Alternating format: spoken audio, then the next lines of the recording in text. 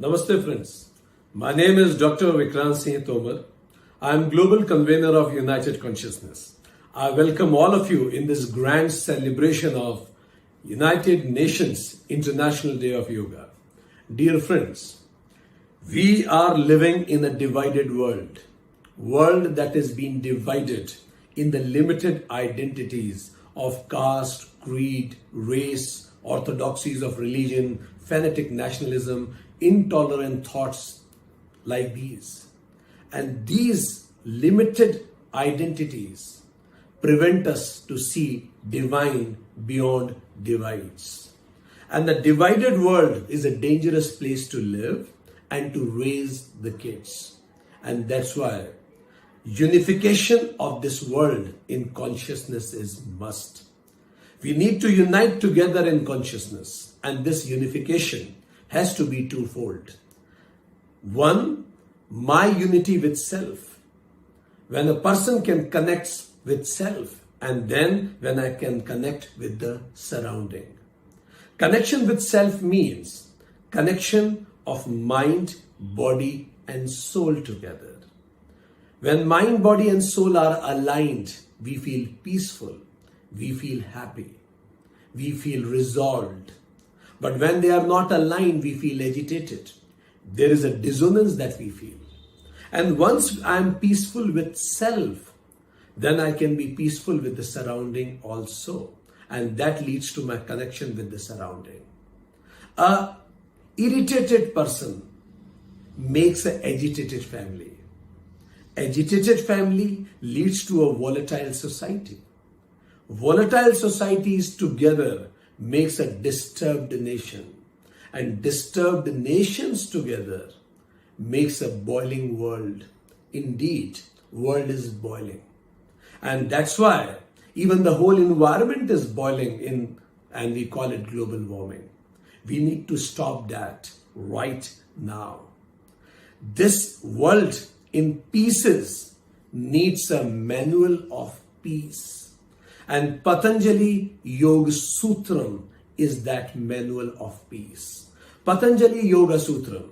Yoga word itself has come out of Sanskrit root yuj, that means to connect, to unite everybody, to unite single person in consciousness.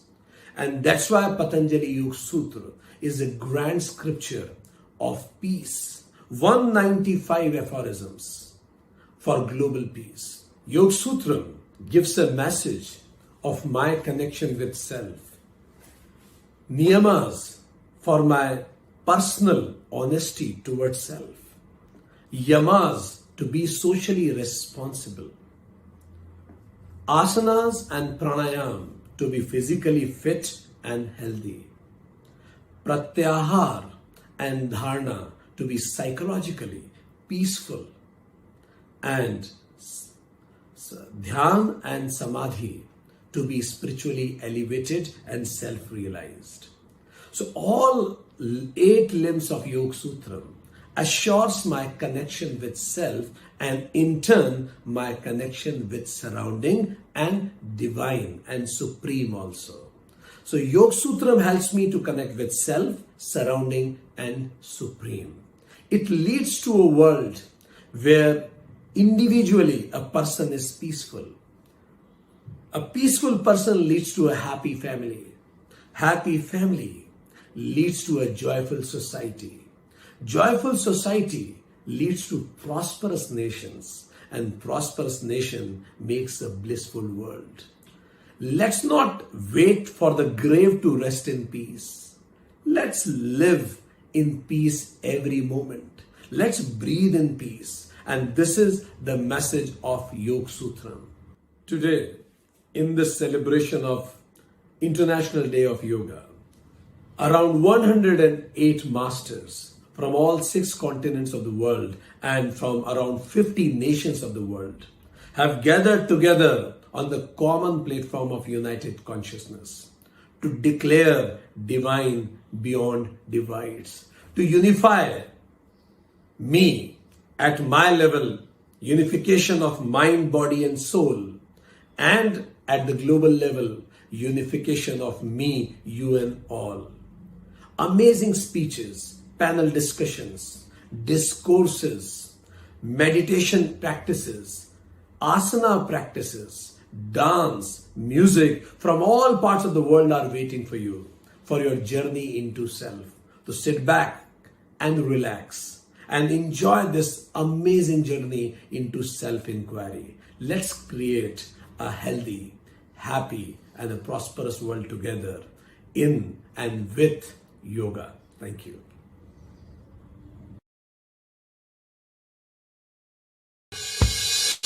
I feel delighted to welcome and introduce our next performer, Mr. Fadanagbo Michael Coffey from West Africa. He is a law graduate and specializes in the study of traditional Benin societies. In Italy, he specializes in the immigration sector at the University of Bergamo. From 1989 to 1991, he worked as a trainer for rural communities in the organization of COE at Surfep in Cameroon. He founded several movements and cultural associations like in Benin, the Peasant of the City, the Artistic and Cultural Group of Progressive Students in Cameroon, in Douala, the Cultural and Artistic Group of the International Chameleons of Cameroon, in Italy, the Campagna Africana Association and the Milsoles Intercultural Cooperative and the founder of Setamondo Association of International Communities in Milan. He has directed several conferences and workshops on oral literature and traditional African societies in various European cities like Barcelona, Amsterdam, and in many Italian cities. Michael Coffey is the author of several theatre shows, The Garret's Night, The Garden of a Thousand Colors, author of short stories, The Mahi Tales of Savannas, Pedagogy of Gerot, etc. So put your hands together and welcome Michael Coffey from West Africa.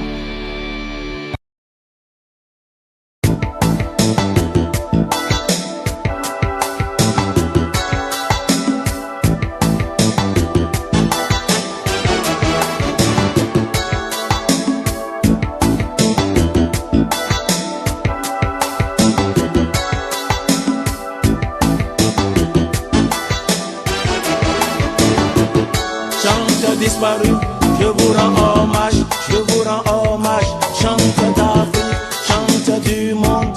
Bob Marley, Marvin Gaye, Peter Tosh, Coupé Cloué, Bella Bello, Miguelito, De Souza, Ernesto JJ, Jimmy Jacint, Bébé Black, Zanzibar, Dr. Nico, Franco.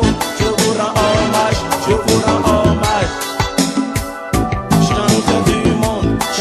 d'Italie, chante du Bénin, chante de mon village, Ansina Pito, Ansina Kocha, Ansina DJ, Ansina Diso, Ansina Locha, Ansina DJ, non DJ Yaïbe, non DJ Yaïbe, je vous rends hommage, je vous rends hommage. On dit souvent chez nous que le nouveau baptisé de la religion vaudou doit apprendre les pas de danse de son ancien, et pour cela, je vous rends hommage, je vous rends hommage, je vous rends hommage, je vous rends hommage.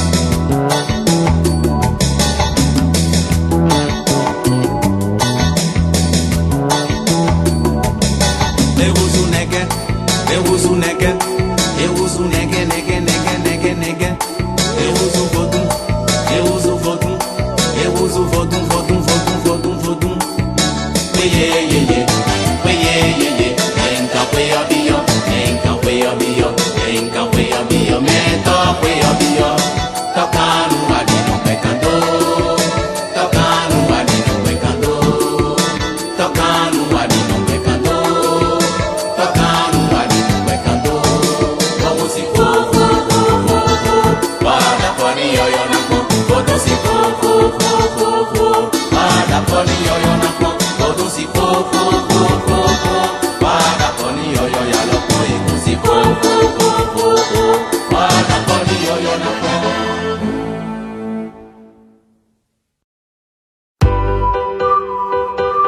On behalf of United Consciousness, I thank Mr. Michael Coffey for his wonderful performance. Thank you so much.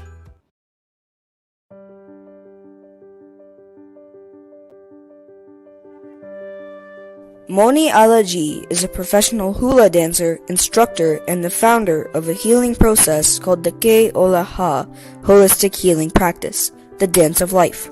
This dance is raised with Hawaiian spiritual values, customs, and beliefs.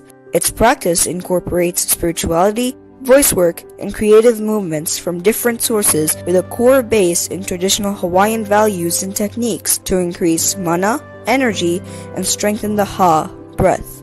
She has performed in cultural events throughout Europe, including Paris Quartier d'Ete, Musée de Quai Branly, the World Invitational Hula Festival, and the Blaisdell Center in Honolulu, as well as a special guest for the Makana Chigasaki Hula Festival in Japan. She is the co-director of the Festival de Art d'Hawaii, a pluridisciplinary event featuring traditional Hawaiian culture in France, and treasurer for the France-Hawaii Association. Welcome, Moni Alaji.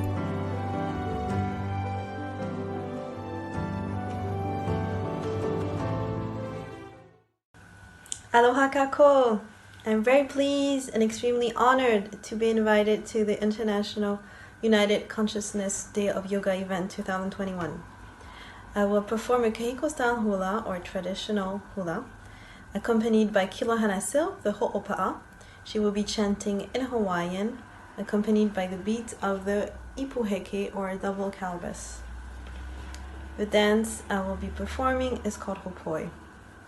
Hopoi is said to have invented hula and is well known for her love of nature that she portrays in her dances, and also for her love of the ohia lehua grove. In this extract, Pele, the goddess of the volcano, chases her all the way down to the shore, and while burning her lehua grove. And so she weeps, and the end of the song ends with these words: cherish the lehua blossom, cherish the people, cherish the promise of love. Mahalo.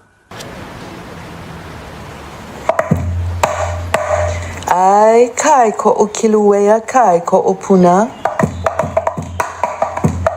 Kai ko o kilauea, kai ko o kilauea, kai ko o puna. Popo I ka pele, o ke kai ura, o ke kai holena, ke ala kai o pele.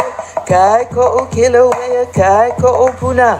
Popo I ka pele, o ke kai hula, o ke kai holena, ke ala kai o pele.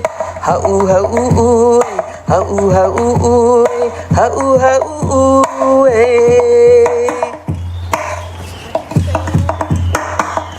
Haki kukaina, haki kukaino, haki kahakara, kapapui o lehua. Ue ho poi, olubi kai kayana, aohe ala e hola. Haki kukaino, haki kahakara, kapapui o lehua. Ue ho poi, olubi kai kayana, aohe ala e hola. Ha'u ha'u ue, ha'u ha'u ue, ha'u ha'u ue.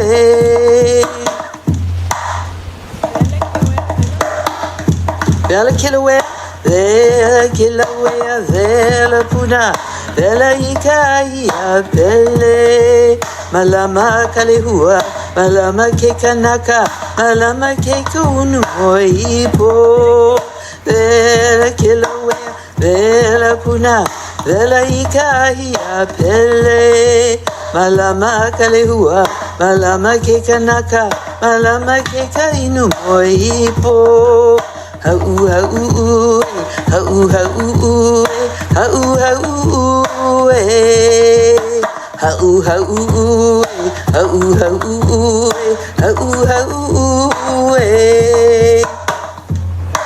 he no hopoi. Thank you so much, Moniology, for introducing us to the Hawaiian culture.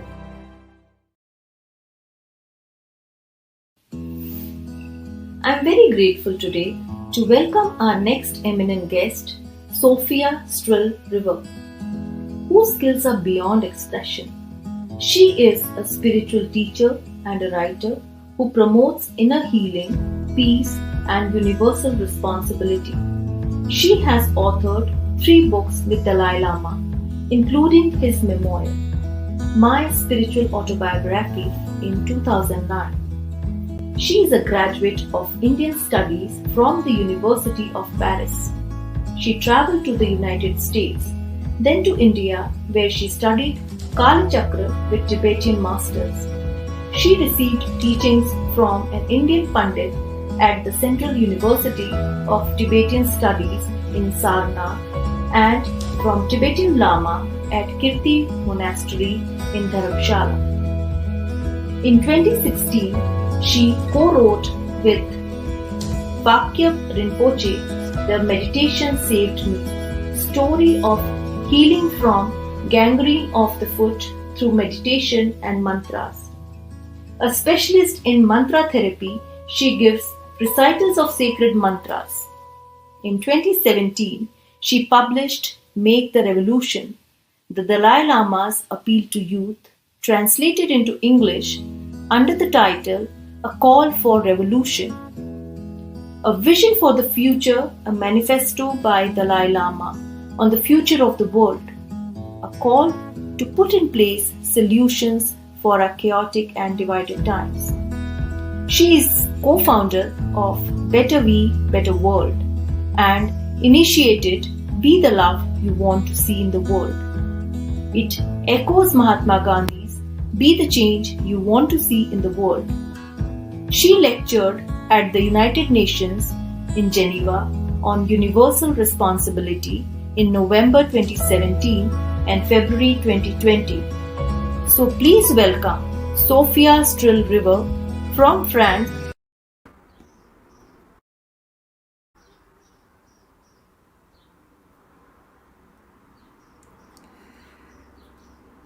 Welcome to this online celebration of United Consciousness International Day. Thank you, Dr. Vikranji and the United Consciousness team for inviting me to present Samagra Yoga, a legacy of the Indian saint Sri Aurobindo. I discovered Samagra Yoga unexpectedly as I was writing my last book, Time for Love is Now.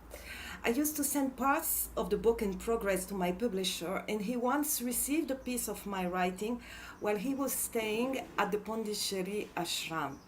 He was amazed at how my vision of love as a vital energy of evolution resonated with the forthcoming book of Sri Aurobindo he was going to publish. In this short talk, I would like to highlight the relevance of Samagra Yoga to the challenges of our times and to the spirit of United Consciousness Initiative. Unlike other forms of yoga that aspire to moksha, a state of liberation from the worldly and earthly existence, the integral yoga is a yoga of the world and a yoga of the earth. Instead of aiming at a state of nirvana that would be an artificial bubble of bliss, Samagra Yoga aims at the transformation of our entire being from the cells of our physical body to the deepest levels of our mind and to the evolution of the world's consciousness.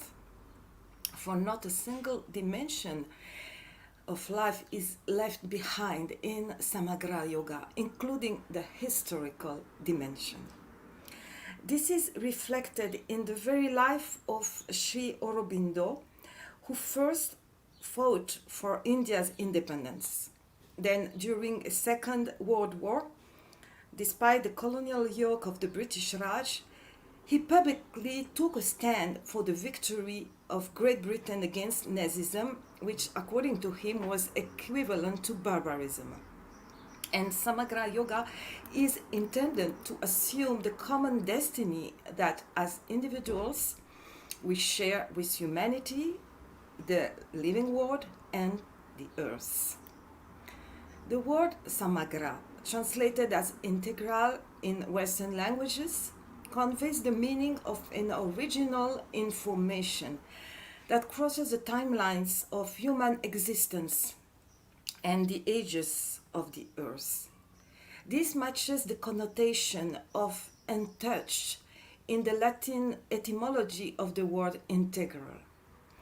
Samagra Yoga, or integral yoga, teaches the path to a conscious union of the ultimate original essence of our being with its historical dimension.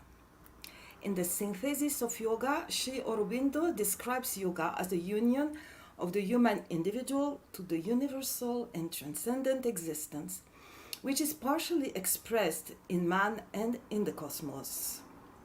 The Samagra Yogini is not supposed to give up the world, since in this system she couldn't enjoy individual salvation in isolation from the rest of the world.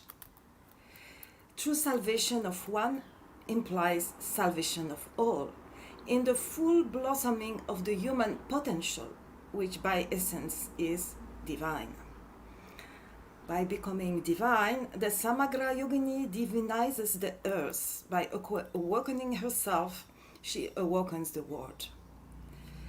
In this respect, Samagra Yoga is close to Engaged Buddhism, which emerged in the later part of the 20th century, when Buddhists reframed their practice to address social change and the emergence of a planetary conscience.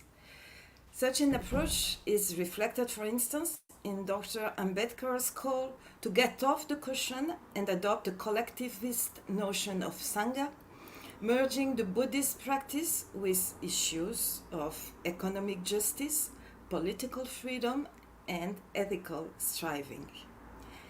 Inner spiritual work and outer engagement act together as powerful catalysts for transformation, expressed in actions situated consciously within the historical moment.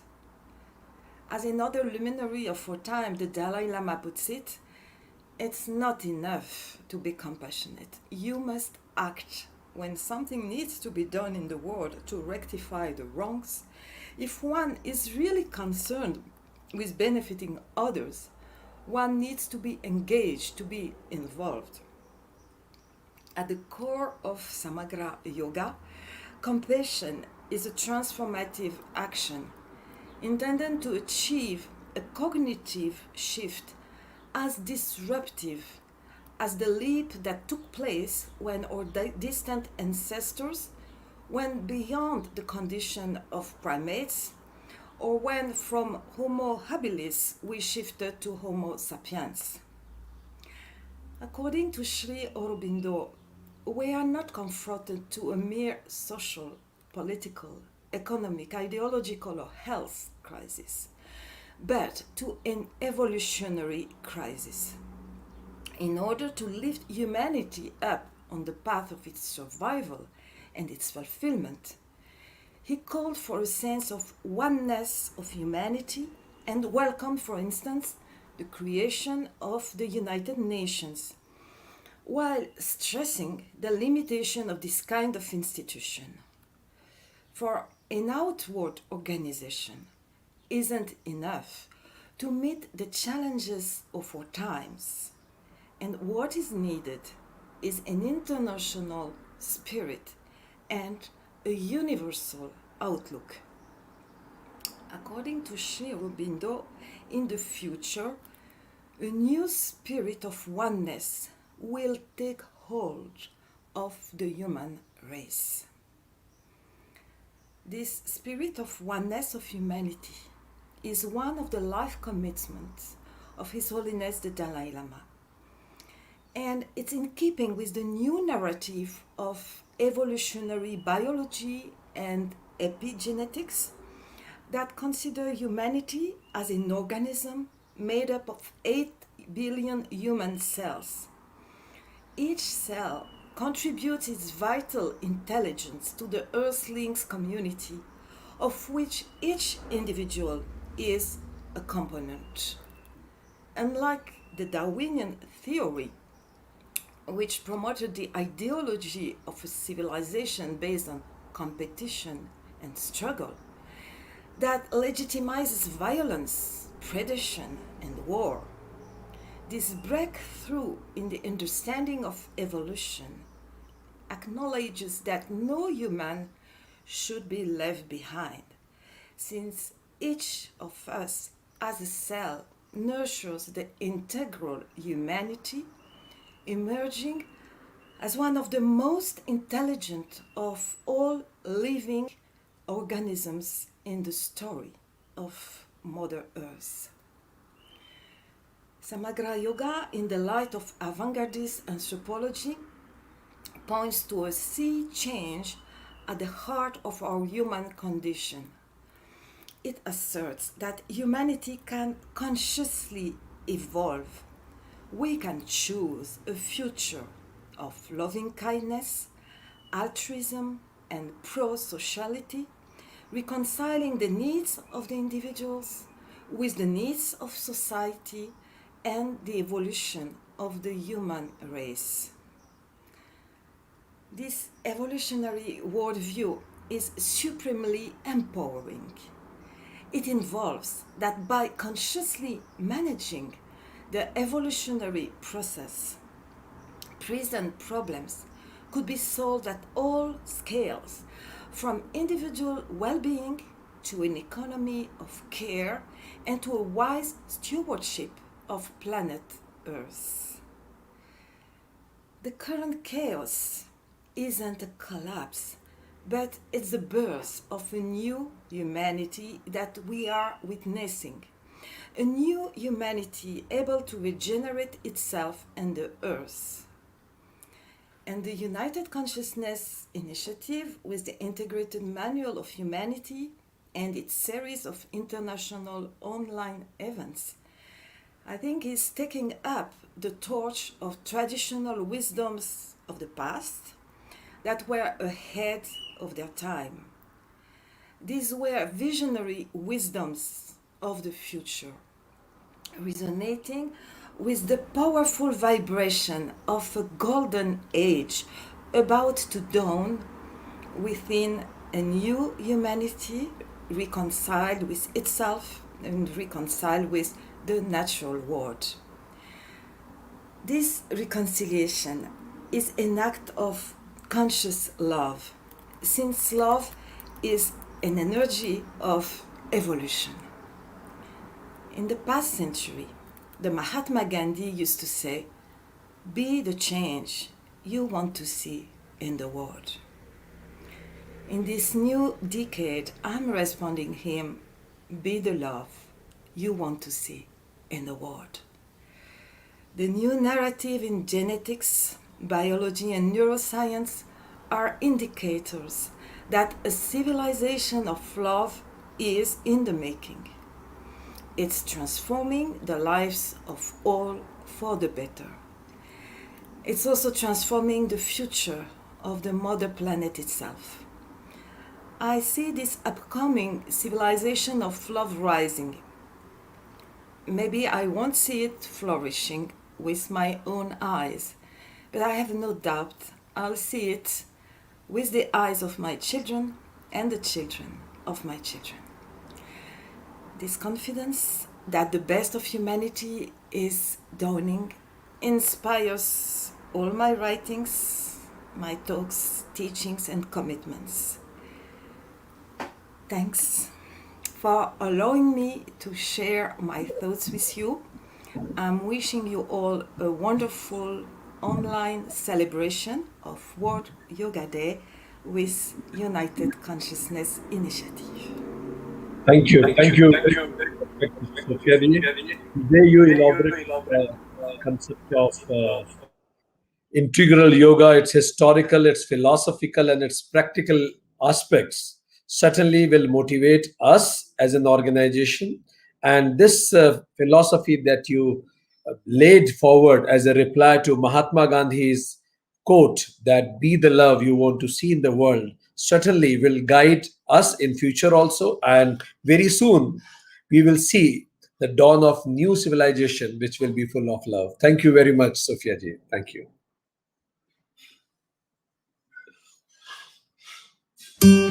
We thank Miss Sofia Strull River for her beautiful explanation. Thank you so much, Sofia ji.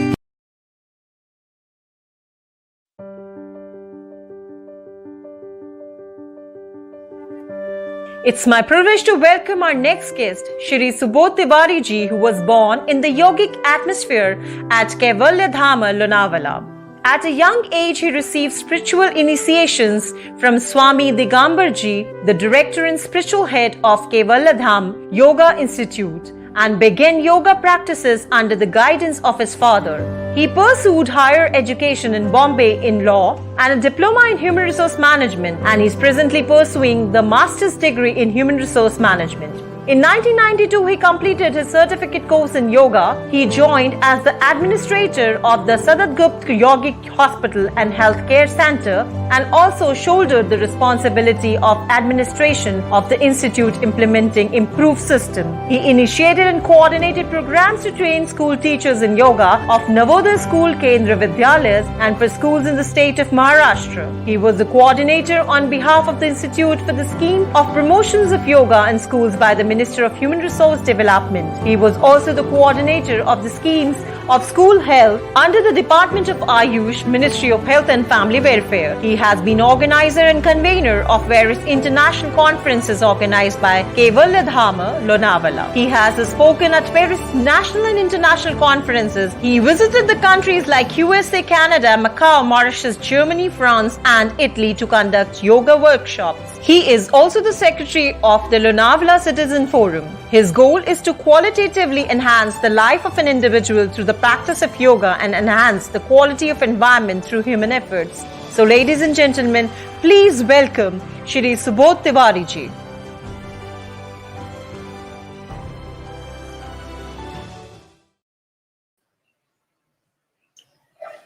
Namaskar and my pranams to all of you. I'm so happy to be part of this session, and I thank the organizers for enabling me to share my thoughts with you. I come from Kaivalya Dham, an institution established in 1924 by Revered Swami Kaivalyanandji. And when we speak of Kaivalya Dham, we say where yoga, tradition and science meet. Swamiji, being a Sanskrit scholar, dwelt deep into the darshana, the philosophical realms of yoga, to find out hypotheses for the scientific research. And therefore, my topic today, which I will conclude in exactly 11 minutes left now, is Samadhi. As all of us know, there has been various discussions, and the various principles of yoga have been beautifully divided for discussion in these sessions. Patanjali, in his Ashtanga Yoga, puts up Samadhi as the 8th limb in the Antaranga Yoga. This is the highest experience which we can have. And I, coming from Kaivalya Dham, you would be rightly expecting, and probably us, going a little deeper into the understanding of the philosophical aspect rather than the generic understanding of Samadhi in yoga. In chapter 1, Sutra 20, Patanjali essentially lays down first 4 important parameters for any individual, which are required to go into this whole dimension of Antaranga Sadhana, or towards Dharana, Dhyan and Samadhi. That is where the whole story begins. And those 4 qualities which he mentions is Shraddha, Virya, Smriti and Prajna. Trust and faith for an individual to start the journey towards the internal consciousness. Virya, the strength and the virya, the ability to sustain the practices. That is essential. It is from the brave-hearted. Smriti, keen and attentive memory. That is an essential part of the sadhak to go on that path. And he mentions in the sutra Samadhi Prajna, but it has to be a compounded word for understanding, and it is wisdom preparedness, or how well we would be able to absorb the experiences which we are arriving. So these are the first 4 qualities which a sadhak has been initiated, is being following towards the sadhana of dharana, dhyan and samadhi. So as individuals we should understand. And then we go on to the variety of samadhis Maharishi Patanjali mentions before he concludes in the 3rd chapter, 3rd sutra, about what actually happens in samadhi. But the discussion is very important, since it also may raise some more keen academic discussions. But very often some aspect of samapati, what has been described in sutras 141 to 145, he speaks of samapati, and many authors have contributed to this different dimensions or different aspect of samapati as samadhi. But I also concur with some of the authors, or like Dr. P.B. Karambelkar and others, where they say that samapatis are not actually the different levels of samadhi which we understand. They are in fact the 4 spheres which would lead one to the first samadhi which Patanjali speaks of. So there is this whole concept of samapati. First is, they say, savitarka. Savitarka is the ability to go into the realms of consciousness, awareness, sadhana. But there is a element of vitarka. There is element of some impression, some sanskara which are already there, and they come up. So you are in a state of samapati, but it is that dimension where it is savitarak. Vitarak is arising out of the storehouse of sanskaras at this moment when you are in there. They are actually arising out of the confusion of the shabda, artha, jnana, these aspects of our operations. The second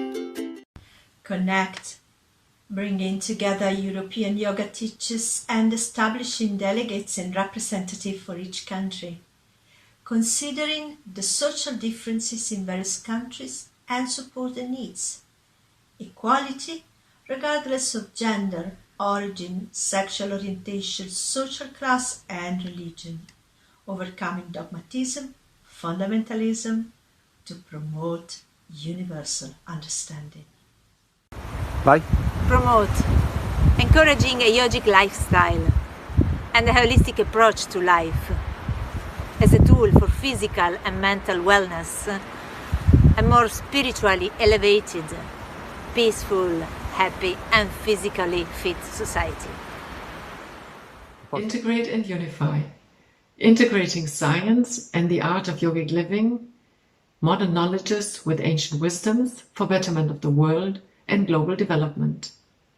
Recognizing, accepting and integrating the many different paths that lead to the same final goal, making sure that yoga will maintain its original purpose.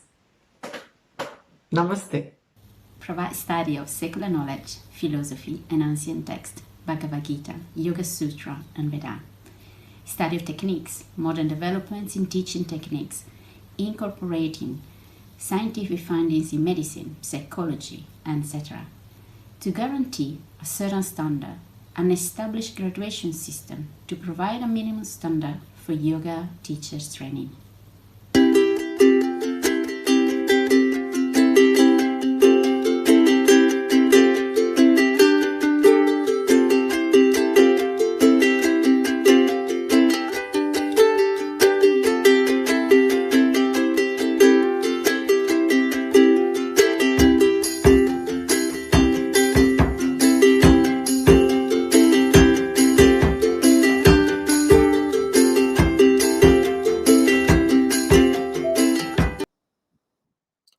Spiritual wisdom will certainly triumph over technical problems. So I will request Tiwariji again to continue your flow of wisdom. We all are looking forward to listen back. Thank you very much. I will still try to optimize the time, and the art of application of yoga is not to get too stressed when these things happen. But anyway, I still retain the flow, and we were speaking of the Savitark and Nivatark state of Samapatti, which are confused with Samadhi. Basically, it's the element of the thought which is coming in. And then the third and the fourth dimensions are Savichar and Nivichar. These are totally 4 dimensions of Samapatti which are confused as the variety of Samadhi. And the only difference between the Savitarka and Nirvitarka and Savichara and Nirvichara is the subtleness of that aspect of concentration. The aspect of concentration in the Vitarka or Nirvitarka is more gross, and the authors of the translators of the Bhashyakars conclude that in Vichara stage it is more subtle. So that is what 4 Samapattis are, and it is important for the sadhak to understand that these 4 Samapattis culminate into what Maharishi Patanjali says is the Saha.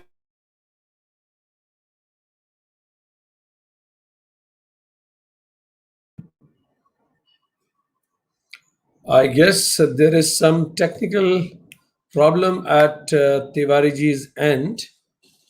So let's, Tiwariji, if you cannot listen us, then we can continue this talk further. Maybe the seekers all around the world would like to know the details in which you are going. We all are loving it, and we will be patiently waiting for it. So we'll, after the next presenter, after that we will request you back again.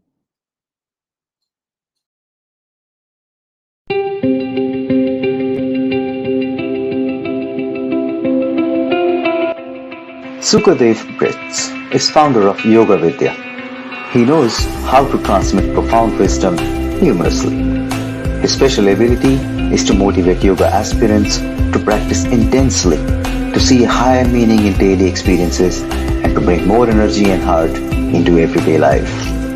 Sukadev Brits is the author of 10 books, among them commentaries on Yoga Sutra and Bhagavad Gita and the recently published Royal Path to Equanimity.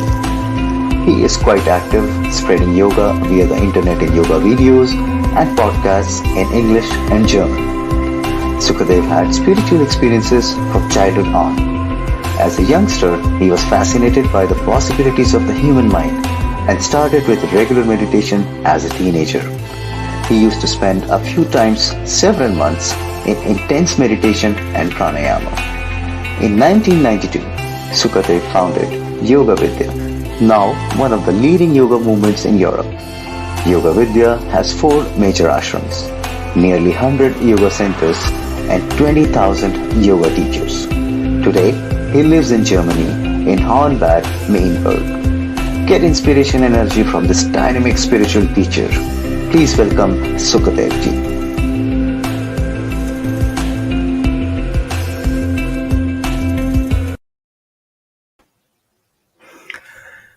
Om Namah Shivaya, Namaste, and welcome on behalf of Yoga Vidya of United Consciousness of European Yoga Federation to a short pranayama session on this auspicious time directly before International Day of Yoga on June 21. I'm very grateful to Dr. Vikrant and his team for organizing such a wonderful event. Over 100 speakers from more than 50 countries. Let's unite in the spirit of yoga, the spirit of oneness. And this pranayama we unite with some asana techniques. It seems that today there are some technical problems with me also. I'm now streaming from my office because out of our big yoga hall there were some little problems. And so I will demonstrate some of the asanas myself, and you can practice. It's part of yoga. We always make the best out of everything. As tomorrow is solstice, so it's good that we do Surya Namaskar, and the International Day of Yoga is on the day of this summer solstice, so we can radiate light, we can radiate energy, we can radiate positivity. So you can join me in a short and slow Sun Salutation. You can stand up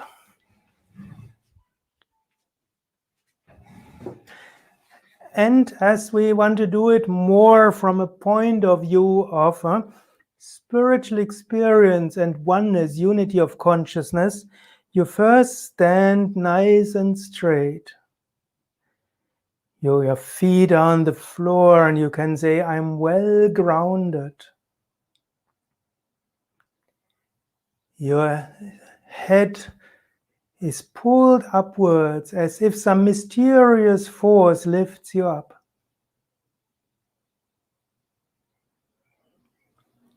Now put your palms together in front of your chest. Feel deep in your heart. There is love, there's joy in your heart. And you're full of humility towards all living beings. United consciousness from your heart. Now lift up your arms up and back. And feel your heart opening towards all beings. Look up towards the sky. And feel yourself connected with the divine. Now bend forward and put your hands on the floor. I can't demonstrate further because then you won't see me, but you put your hands on the floor, a symbol of humility. Now bring your right foot back. Put your hands in front of your chest. Lift up the arms and bend back. Again, feel your heart. Feel an opening from the heart. Look towards the sky. And you can imagine that light energy flows into you, opening your heart, penetrating your divine being. Then put both hands on the floor, put both legs back, Now put knees, chest and forehead on the floor. Lift up your head and your chest and you come into the Cobra position. Again, your chest is forward, your head up. Now put your right foot forward in between your hands. Again, put your hands in front of the chest, lift up your arms and bend back. Feel your heart wide. Feel the sky, feel the heaven, feel the divine energy. Now put both hands on the floor, put both feet forward.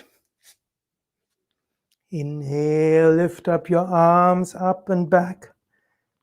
Again, a few seconds in this posture, feeling your heart open. And exhale, lower your arms. Breathe a few times. And we do one more round of Kapalabhati in standing position. Stand nice and straight. Inhale, abdomen out. And then breathe fast.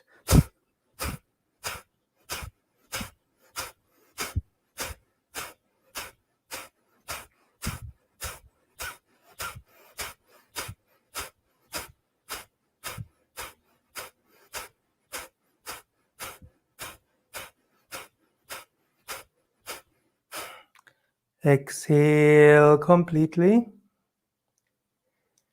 Now inhale, fill your lungs to 3/4. Hold your breath and lift up your palms and imagine light energy flows into you. Feel energy pulsating in your whole system and feel especially your heart pulsating.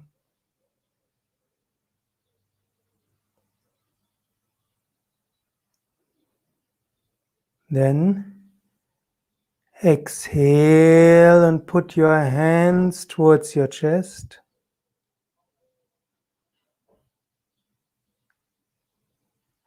Inhale and now put your arms to the sides and feel connected to all beings. You might move a little bit, might want to move to the right, connected to all beings to the right, connected to all beings in front of you, connected to all beings to the left. And you lower your arms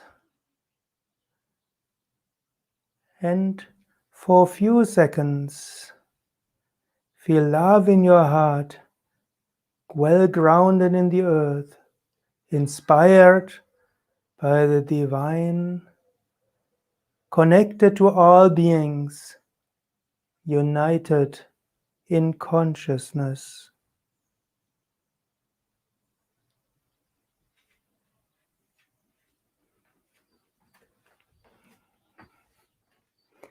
Om Shanti, Shanti, Shanti. Peace be unto all beings. Thank you very much, respected Sukhdevji, for such an excellent exercise of pranayama. I'm sure that everybody will be benefited. Greetings from United Consciousness. Regards. May all beings. I humbly thank. I wish to everybody a wonderful celebration of International Day of Yoga. Let's unite in consciousness, one humanity, one planet Earth. And with yoga, we can contribute to this feeling of oneness. I humbly thank Shiri Subhortibariji for teaching us the practical yoga practices for attuning our mind, body, and soul. Thank you very much, Sukhdevji. Samadhi cannot be stopped in between. World over, we are waiting to complete this deep discourse on Samadhi. Looking forward to listen back from you, Subodhji, and we are enjoying it so much. I received so many texts on my mobile the moment session stopped. So over to you. You're welcome. I'm thankful. It is like the grace marks being awarded to a student. I'm grateful for this extension of time. It was Adi Daivik, something which I could not do, but just summarizing my discussion earlier, I said there are 4 requirements in the dimensions for one to lead towards the Antaranga Yoga or towards the stage of Dharana, Dhyan and Samadhi. Those are Shraddha, Virya, Smriti and Prajna. That is trust, the valor, the strength, the attentive memory to practice, and the wisdom preparedness or someone to have experiential paradigm. And Samapatti are those 4 dimensions which lead you to the first Samadhi which Patanjali describes, but these Samapattis are more often confused as Samadhi itself by many of the authors. This is my view, and this is view of some of the Bhashakars. And we discussed the Savitarka and Nirvitarka. And Savitarka is with the kind of a thought process, the samskara which is imprinted in your mind. Together with that, the practices are going on. And so they are arising out of the storehouse of the sanskaras. You get that. And then you reach a stage where you are able to sublime the effects of those sanskaras. And that is where the nirvitarka samapatti occurs. And so it is as if that no vitarkas are coming out in the consciousness sphere. Like they say, it is swarupa shunyata. It is the zeroness of the subject chosen for concentration or meditation. So that is where we have the savitarka, nirvitarka samapatti, and then you go savichar and nirvichar. See, there's a difference in the terminology, but it is clear that you grow from gross to subtle when you go into the nirvichar and savichara realms of consciousness. So to give you an example, it is like, because we have to understand very simply, the most complex of mechanisms needs to be understood very simply. You take an onion and the outer layer is very hard. You take and you find a softer skin inside which is consumable, which is nice. But then you again keep it for some time, it gets harder. You keep peeling the onions. There are different levels of consciousness. That is what you understand until you reach. So these 4 samapatti will lead you towards what is referred to as Ta Evam Sahabij Samadhi in Patanjali Yoga Sutra. The Sahabij Samadhi is the blissfulness which comes out of the subject which you have taken for concentration or for dhyana. So there is this culmination into Sahabij Samadhi. And the consciousness level has grown, you have gone more in depth, and there comes a time where there is Nirbija Samadhi. This is the second layer which Maharishi Patanjali talks of. So what was the bij, what the element which he is talking about, the 4 samapattis led you to this element of samadhi, what was sabij, and then the sabij samadhi sanskaras are basically they get absorbed or they are not there, and realization of reality is what comes forward. You have gone one step deeper into this nirbija samadhi, where your sanskaras are at a very, very minute level. They are almost non-existent. and that is what Nirvij Samadhi is spoken about. Sarva Samskara Nirodha is achieved in the sense that cessation, because in Sahabij there was even that experience generated a sanskara. Here nothing is existent. This is the second layer of, or second type of samadhi which Maharishi Patanjali speaks. And third is the Dharma Megha Samadhi, which is spoken of, and which is, I would simply say, is the final stage of concentration, where the practitioner becomes disinterested in omniscience and omnipresence. Basically, there is absolute nothingness. There is supra consciousness, and that is what Dharma Megha Samadhi is about. So, in the first chapter, one sees a great description of these types of samadhi. So, one understands the intricate path of how your experiences could be. And finally, when Patanjali Maharishi speaks of the Antaranga Yoga or the Sanyama, wherein the essence alone remains without the differentiation. That is the stage of complete absorption. So, finally, friends, I will just say there is this humongous, great, profound philosophy and experiential philosophy which Maharishi Patanjali has left us. And I would say to this about what happens with the is where we all would like to aim at, because ultimately that is what distinguishes human beings. Dharme nahi ne adhike vishesho. And I wish all of us a very, very happy and a very, very successful and very, very experiential International Day of Yoga. I again thank the organizers for their tolerance and the grace. Thank you so much. Thank you very much, Tiwariji. And as you said, the Kevala Dham stands for Yoga, Tradition, and Science. I was just thinking that indeed, yoga is the experience of truth, science is the experiments of truth, and tradition is the expression of truth. So indeed, in all possible forms, Kevala Dham has been serving this nation and this great tradition. We are honored to have you and for such an inspiring and deep talk, sir. Thank you very much. Regards. On behalf of United Consciousness, I thank Shiri Subhortibariji to come on to the platform of United Consciousness and share his views. Thank you so much.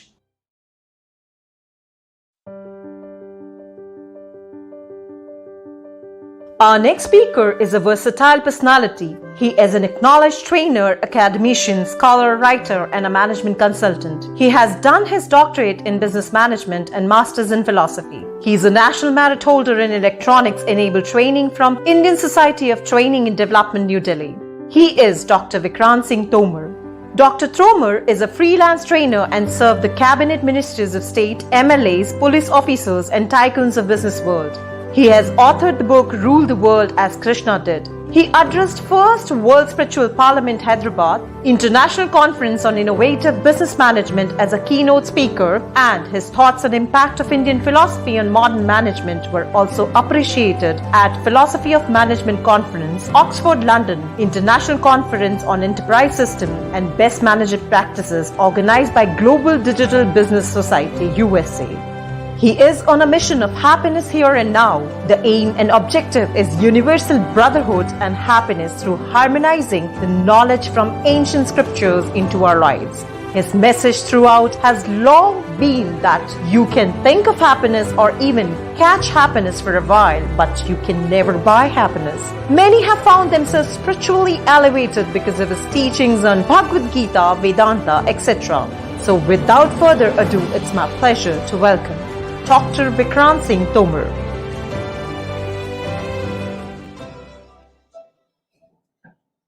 Namaste, friends. My topic of today's discussion is Lay Yoga. This is a topic has been given to me. So it reminds me of a king. He went to his queen and knocks the door. Queen asked from inside, "Who's there?" King says, "The mighty king." Door did not get open. King again knocks the door. Queen again asked, "Who's there?" He replied, "Albert the Fifth." Door did not get open. King again knocked the door. Again the voice came from within, from inside the room. Queen asked, "Who's there?" The king replied, "Your husband." Door did not get open. Again, king knocked. Queen asked, "Who's there?" Now what to do? King replied, "Only you are there." And the door got opened. And this is the basic philosophy of Laya Yoga. Till there are limited identities, artificial identities, materialistic identities, there cannot be Laya. Laya means dissolution, being one, fusion, absorption. So there can two things who are rigid cannot be absorbed. The moment king said, "Only you are there," oneness got established and lay happened. Lay means dissolution, melting all karmic conditioning and limitations that we have accumulated as a result of various experiences we had entire our life and all past births. So it's the dissolution of all karmic conditioning also. This is what you call as laya, dissolution. Yoga means unity or reconciliation. So Laya Yoga is yoga of dissolving self into higher consciousness, supreme being. Yoga of dissolving limited identities into unlimited identity, Aham Brahmasmi. Yoga of dissolving subjective reality into absolute reality. Sufism call it fana, fana al-fana. Lay is a deep concentration which brings complete dissolution. So Lord Shiva mentioned about 4 grand spiritual paths: Laya Yoga, Hatha Yoga, Mantra Yoga, and Raj Yoga. So Laya Yoga is a part of it. Then how to get Laya, how to be one? And the medium is breath. Breath, swas. Breath is the answer of all our questions and end of all our miseries. Rama, the consciousness, there is a beautiful epic in India called Ramayana, in which Rama, the consciousness, Sita, the mind, the moment Sita, the mind, started seeing materialism, the golden deer, and she deviated her focus from the consciousness. Ravana called ego called Ravana abducted her.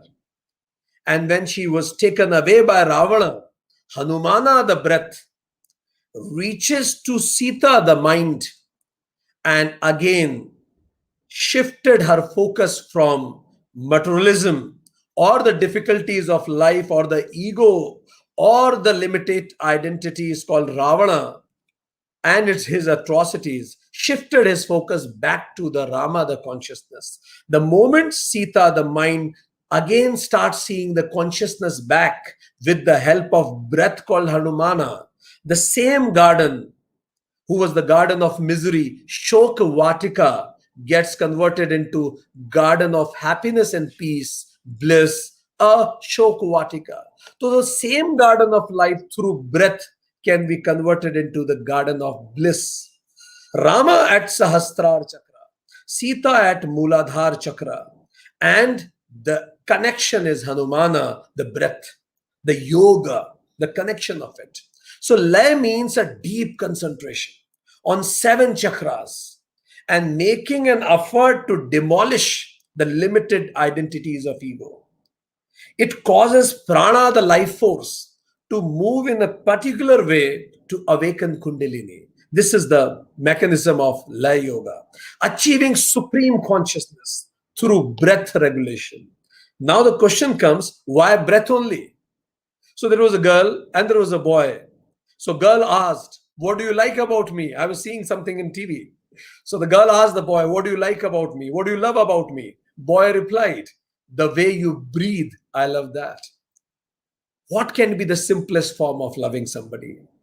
The way you breathe, I love that. Breathing is an eternal friend since our birth to death. It connects ourself to the body and the mind both. To the mind, any anxiety of mind is reflected in breath. If you're feeling bored, you'll start yawning. Fine. If you are feeling fearsome, if you are feeling fearful, the breathing will become shallow. Just pay attention to anybody's breath. You'll start understanding about that person. Many marketing and selling people, they are taught how to create rapport just looking at the breath. If you are angry, your breath becomes fast. If somebody will pinch you, you lose a breath. So breath is connected with the mind. And breath is also connected with the body. Jivatma doesn't need breath, but body needs it. So there is a direct connection with the body and the breath. Tortoise takes 5 breaths a minute, lives for 400 years. Snake takes 8 breaths a minute, lives for 120 to 150 years. Man takes 15 breaths a minute, lives to 100 years. Horse takes 26 breaths per minute, lives for 40 years. Cat takes 30 breaths per minute, lives for 20 years. And dog takes 35 breaths per minute, lives for 15 years. So it's the breath that counts. Whole life is all about breath. Speech, what you call speech, Lord Shiva says, it's breath directed. What is life is breath dynamics. What is death is breath departure. What is disease is breath disturbance. What is health is breath disciplined. So breath is a cosmic transaction. It's not only about mind and body, it's the connect with the cosmos and supreme also. Every breath, every exhale, you are actually surrendering, dissolving self into supreme. And every inhale, you are dissolving supreme into self. Every exhale is death. Every inhale is life. And that's why you call it pralaya. Every exhale is a pralaya. You again lay back, dissolve back in the supreme. And again you come take form. And this is how it goes. So how to do this lay yoga? I have small time. I won't go in much detail, but just a simple method for everybody. Sit back, have your neck, spine and in a straight mode, and start taking deep breath. You can have many methods. One method is when you inhale and with the count of 5, like this.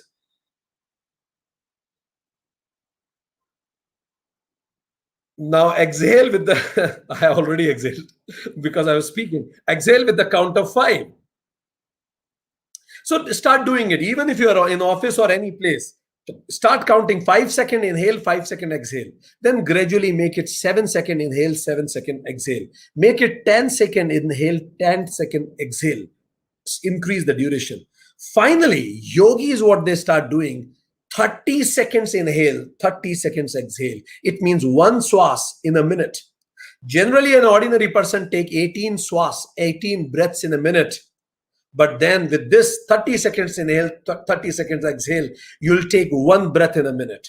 And a lay yogi takes 1 inhale, 1 minute, exhale 1 minute. It means 2 minutes, 1 breath. And accordingly, your life will increase. And then this is level 2, when you increase. And then go for a rhythmic breathing. There is a rhythm when you inhale and exhale, inhale and exhale. And once that rhythm is established, this is level 3. Level 1, sit properly. Level 2, I told you these methods. Level 3, rhythmic breathing. Level 4 now, go for Anulom Vilom and Nadi Shuddhi. And level 5, finally do Brahmari Mudra. When you'll be able to do this, time will appear very slow because you're taking 1 breath in 2 minutes. And this peaceful state of mind will bring you in the state of Samadhi. And then the doors of self-realization will open. So remember, friends, mere respiration is not breathing. Shallow breathing is oxygen, physical for survival. Deep breathing is prana. It brings prana, energy and evolution. And that's why the message from my side is, let's become the students of breath. Let's do a lifetime apprenticeship with breath. Because remember, you hit what you see. Start seeing breath. Start focusing on your chakras. And suddenly that prana will start evolving. And this is a method you can do any place. Just start regulating your breath. It will regulate your mind. And the moment mind is regulated, it will lead you to Samadhi. And Samadhi will open the doorways of Kaivalyam. Thank you very much. Namaskar. We thank Dr. Vikrant Singh Tomar for an excellent session.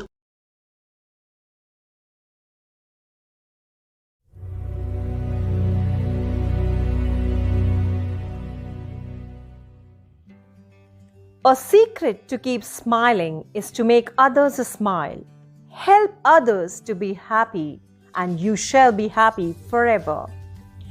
This way of the life is preached and followed by our virtuous speaker Acharya Vivek Gupta ji, who is a living example of how to live life beautifully and spiritually without any worries. Acharya Vivek Gupta ji is the Acharya of Chinmaya Mission, Canada. He was born in India and was brought up in Canada. He is a disciple of Pujaniya Swami Tejomayananda ji, whose continuous blessings and guidance has led his spiritual path. He joined Chinmaya Mission during high school for his spiritual excellence. As a successful Canadian business graduate, he believes that self-education remains incomplete without acquiring spiritual knowledge. He has perfectly quoted life in one sentence. Life is a gift. Living is an art. The more you explore it, the more you love your life. I would like to welcome Acharya Vivek ji. Please enlighten us all with your divine light.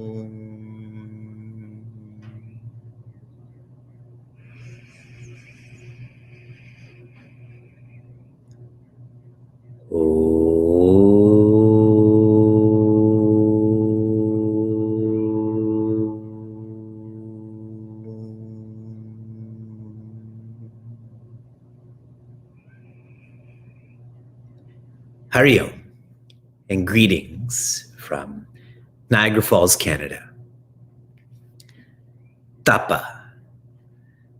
Whenever you hear or read this word, your mind tends to drift to someone who stood on their one leg for years, or someone who stopped breathing for months. Names like Hiranyakashipu or Ravana, they come to our eyes. They did engage in tapa, and this tapa made them more powerful. However, did these disciplines, did these verbs make them more cheerful? The word yoga, in a very tactile sense, means perpetual betterment. Whoever I am today, to unite with a better me tomorrow. Perpetual betterment. And a personality who has studied and shared how to be perpetually better in a most authoritative way is Rishi Patanjali. Rishi Patanjali systemized how all of us can be better every day. And he described this as the Ashtanga Yoga, which is 8 limbs or 8 steps on how to go from dependently joyous, how I am today, to independently joyous, who I can be tomorrow. The first limb or the first step, these are known as yamas or don'ts. The second limb or step is niyamas or do's. And one of the do's that Rishi Patanjali encourages us to engage in so we can be better is tapa. The word tapa means to burn. The message being to burn one's comfort zones. If I ask you to reflect on your comfort zone, instinctively, we tend to feel that this is physical. My bed is comfortable. My sandals are comfortable. Eating ice cream is comfortable. If we are more honest, we will come to understand and appreciate that our comfort zone is not physical, rather is mental. And particularly, this comfort zone is established in the form of likes and dislikes. Likes and dislikes are limits.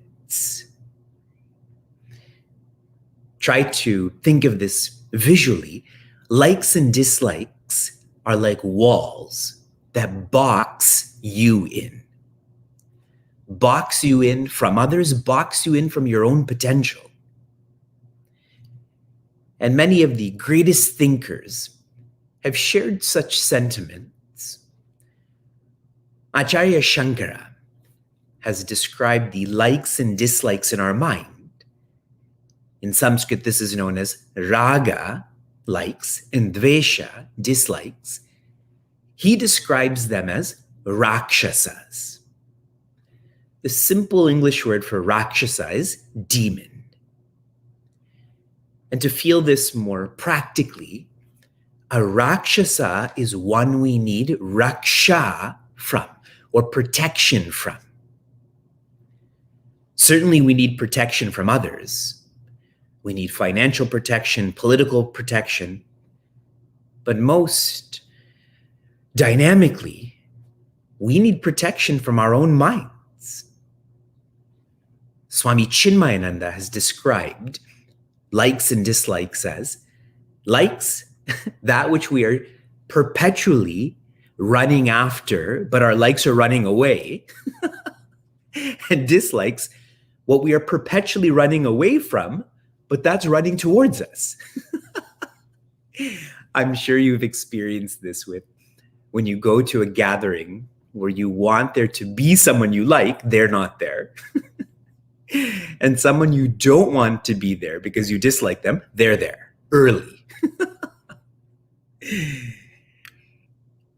Now that we have a better orientation of tapa, how do we live this? A philosophy that cannot be practiced is futile. It's just another exercise that really encourages our pride. Practice. At a higher level, how does one practice tapa? It is by following and furthering dharma. Another way to understand dharma is your own responsibilities. When you follow your responsibilities, the right actions with the right attitude, and you further these, you will observe in your own mind a greater, a deeper focus. Likes and dislikes, they distract us. And if I can be established in following and furthering my responsibility, irrespective of this being pleasant or unpleasant. For me, in Niagara Falls, Canada, as I share this live message with all of you, it is presently 5:25 a.m. And this is not the most pleasant time to offer thoughts with fellow seekers. Our 2 kids are sleeping. I'm concerned about waking them up. However, this is my dharma. And whether I like it or dislike it, this is what I need to follow and further. And this helps me to focus. It dismantles those likes and dislikes. And this is also why the theme of what I'm speaking on, tapas, is diligence, a seed to divinity, one who's more careful, one who's more vigilant. A lower way to practice tapa is to choose discomfort. Choose discomfort on a daily basis, on a regular basis. And when you're choosing that discomfort, to work with your mind, to train your mind to be comfortable in that discomfort. And it could be matters like not having food that's as flavorful as you wish it to be. You choose that. And as you're eating that food, train your mind to be grateful that you do have food. When you're outside, if it's too hot or too cold, instead of brooding over this year's the hottest year, and if I lived over here, it wouldn't be hotter. Instead of allowing that brooding to go on. And I'm reminded of a saying, where is the grass the greenest? Where you water it. If you water your own grass, then the other grass is not greener. It doesn't matter how hot it was last year or in another place. Choose discomfort and make that comfortable. In Sanskrit, choosing discomfort is called titiksha. And that enables tapa. You will know that you're engaged in this if you develop endurance. Titiksha is endurance. And today, all of you would be knowing, today is Father's Day. We have 2 young children, a 4-year-old and a 2-year-old. And there is no more tactile experience than being a parent in terms of choosing discomfort. When you're choosing discomfort, which is a way of practicing tapa, you naturally nurture endurance, which is titiksha. A final thought with everyone. We are celebrating International Day of Yoga. And again, our instinct when we think of words like tapa or even yoga, yoga is a exercise position or breath control. Rishi Patanjali has shared yoga's chitta vritti nirodha. Nirodha means to transcend. And vritti means thoughts. And where are these thoughts? Chitta, in the mind. So yoga is that which should lead one to transcending the thoughts of the mind, where one is tuned in with one's joyous nature.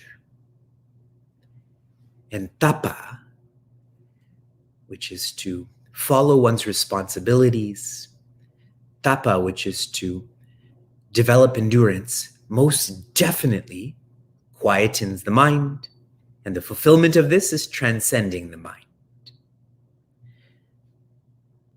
My congratulations to the organizers, my prayers to all of the students, that we all follow and fulfill the vision and lifestyle of yoga. Thank you. Thank you very much, respected Acharya Vivekji. My take home for the day is dharma is anyways beyond raga and dvesha. so beautifully. You explained it with lots of anecdotes, analogies also. It's always a pleasure to the soul listening to you, and happy Father's Day to you. Thank you very much for being. Regards. We thank Acharya Vivekji for his excellent discourse. Thank you so much, Acharya Vivekji. Now it's time to share the wisdom and insights of our eminent guests and have the valuable takeaways from them.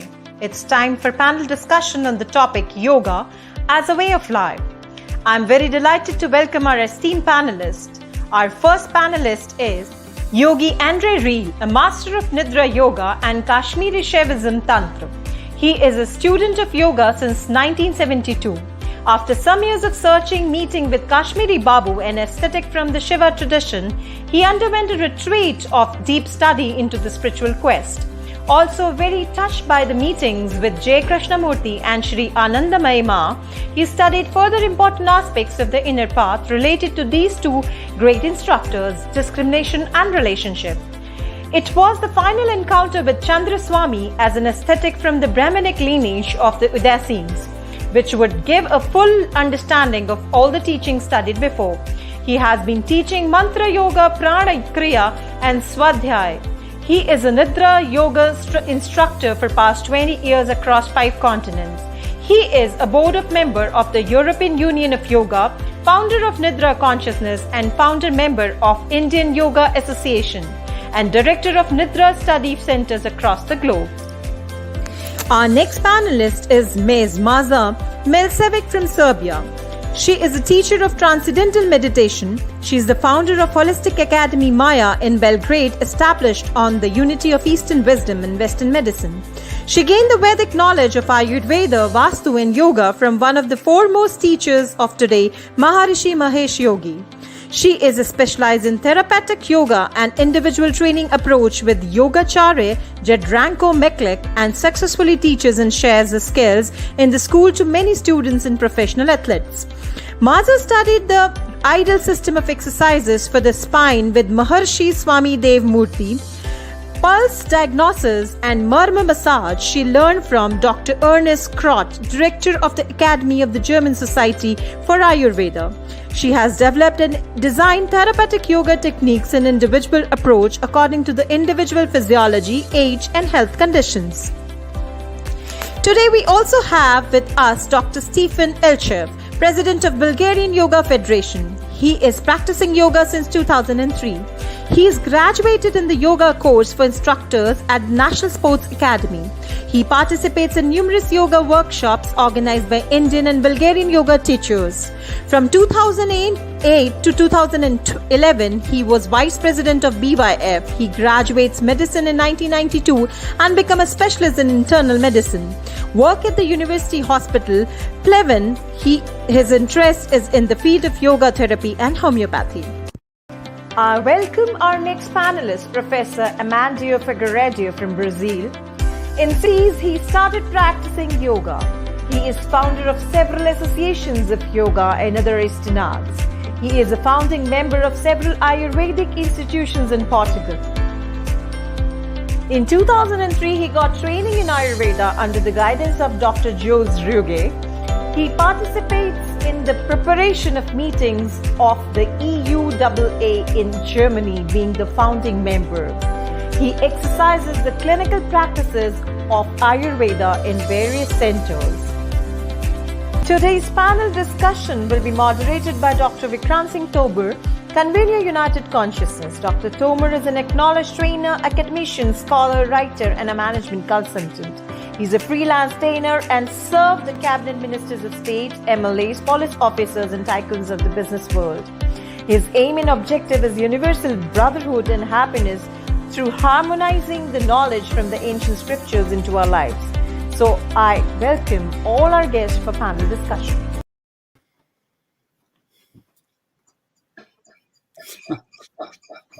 Namaste. Namaste. Namaste.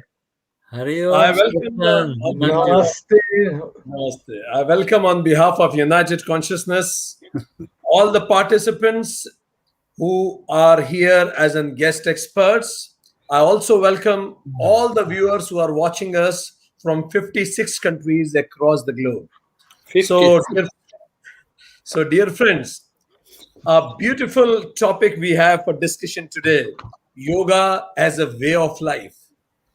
We acknowledge presence of Dr. Amadioji. We acknowledge presence of respected Andre Railji. We acknowledge presence of Dr. Stephen. We acknowledge presence of Ms. Maza in this panel discussion. So the topic of our discussion today is yoga as a way of life. It reminds me of a question in Bhagavad Gita, which Arjuna asked Lord Krishna, that, "Oh Krishna, how does a yogi behaves? How to understand that a person is yogi? How does a yogi lives his life?" So the first and very simple question to ignite the discussion is, because people across the globe, there are many people who are not practicing yoga. So a simple question comes to their mind is, who is a yogi? How does a yogi lives his life? How to identify what are the features in anybody's personality that will help us to understand, okay, this person is yogi. So it's a very simple, but it's an elementary question for everybody who are not exposed to yoga. How does a yogi lives life? So interesting question. Whosoever would like to answer first, they can begin. How does a yogi lives life? Does it mean that he leave the society and go to the woods? What does that mean? How does a yogi lives life? So let me begin with Dr. Stephen. Yes, Dr. Stephen. What Okay, thank you. I think that the real yogi doesn't differ from anybody around him. He leads very simple life, and he's not an obstacle in front of others. Everybody around the real yogi is a mirror in which he can see himself, and if he has good relationships with other people and leads very simple life, I think he is the real yogi. So Dr. Stephen said that real yogi is one who is more interested in self than he is interested in selfies. So there is no harm in taking selfies. Perfectly fine if you take selfies, but pay more attention to self also. So one who sees in the mirror and analyzes self is a real yogi. Very good. Thank you very much, Dr. Stephen. I'll come to Amandioji. Who is a yogi? How to identify? We meet thousands of people around. How do we understand that this person is a yogi? Namaste, all of you. Good morning or good evening as the time. Thank you for this excellent invitation, for this grateful and world initiative from the United Consciousness. Well, to be a yogi, I don't know exactly, but I agree with Stefan indeed, because we have maybe the persons in our society understand that the way that we take to live change with the ecology and change with our day-to-day life, respecting the nature. Especially, we start with that. I think that the study of Karma Yoga is maybe that the intervention that we can have and the responsibility that we have to in the society.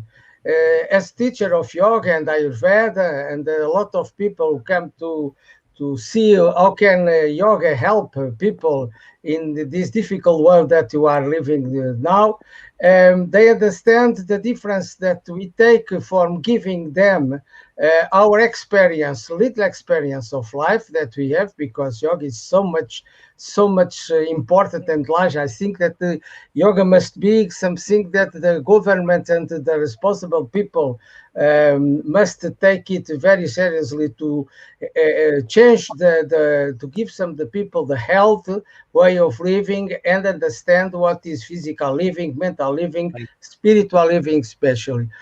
So I think that the one way that we can say and be maybe an example to the people is to give them the beautiful way of from Yama Niyama, all the Ashtanga Yoga and other reference of yoga, more profoundly like the Upanishads and Bhagavad Gita, because one day I hesitated to start doing something in the federation, in European initiatives, European Yoga Federation, and with Swamiji, the Parmat Niktam in Rishikesh. He told me, if you give up or you feel that yoga can be done, the other bad people come and do the things that they want to do. So I never stopped working and seeing and be well with yoga.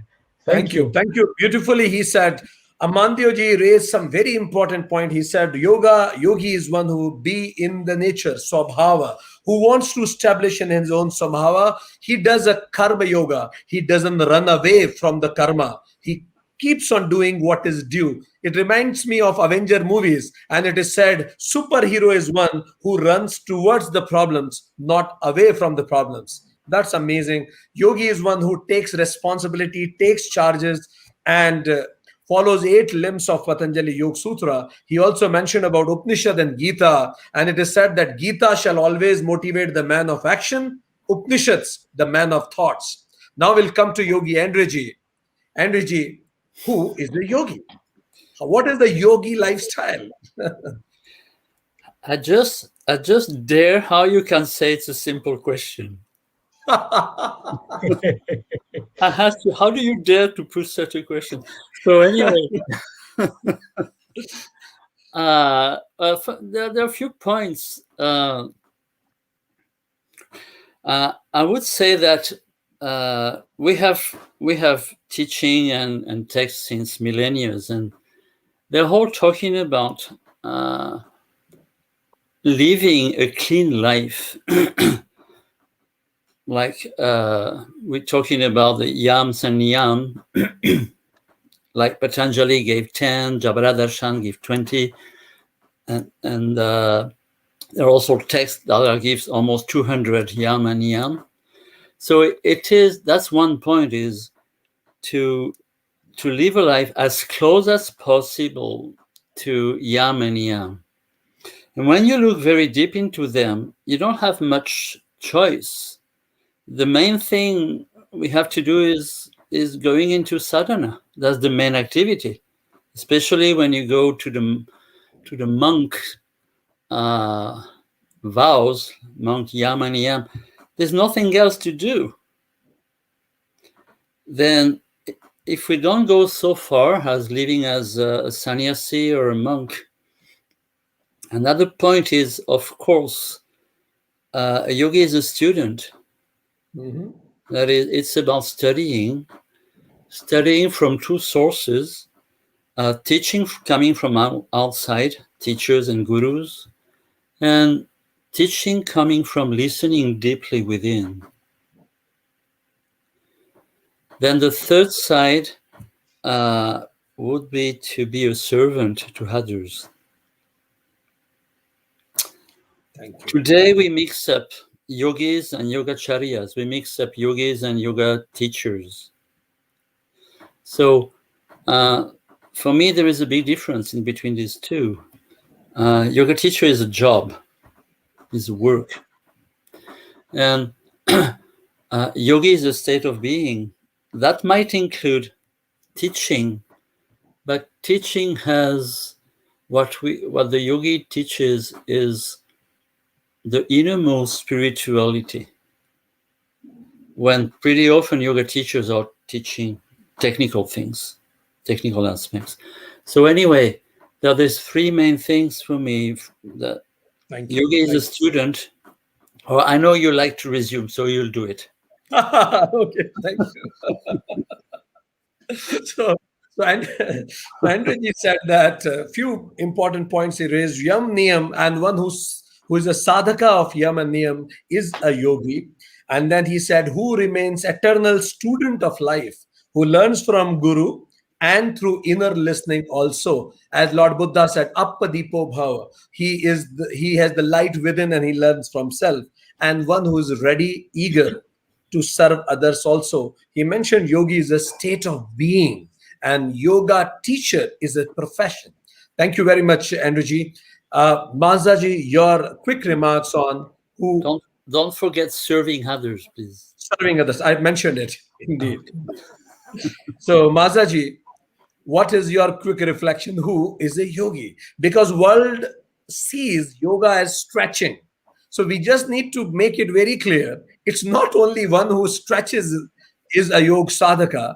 In the behavioral aspect, who is a yogi? I'm sorry for my connection. No worries. Now it worries. No worries. Till she comes back, we will continue the discussion. We understood the various dimensions of yogi. Now, as our topic is yoga as a way of life. So what happens to a yogi when situations become difficult because life never goes as you want always?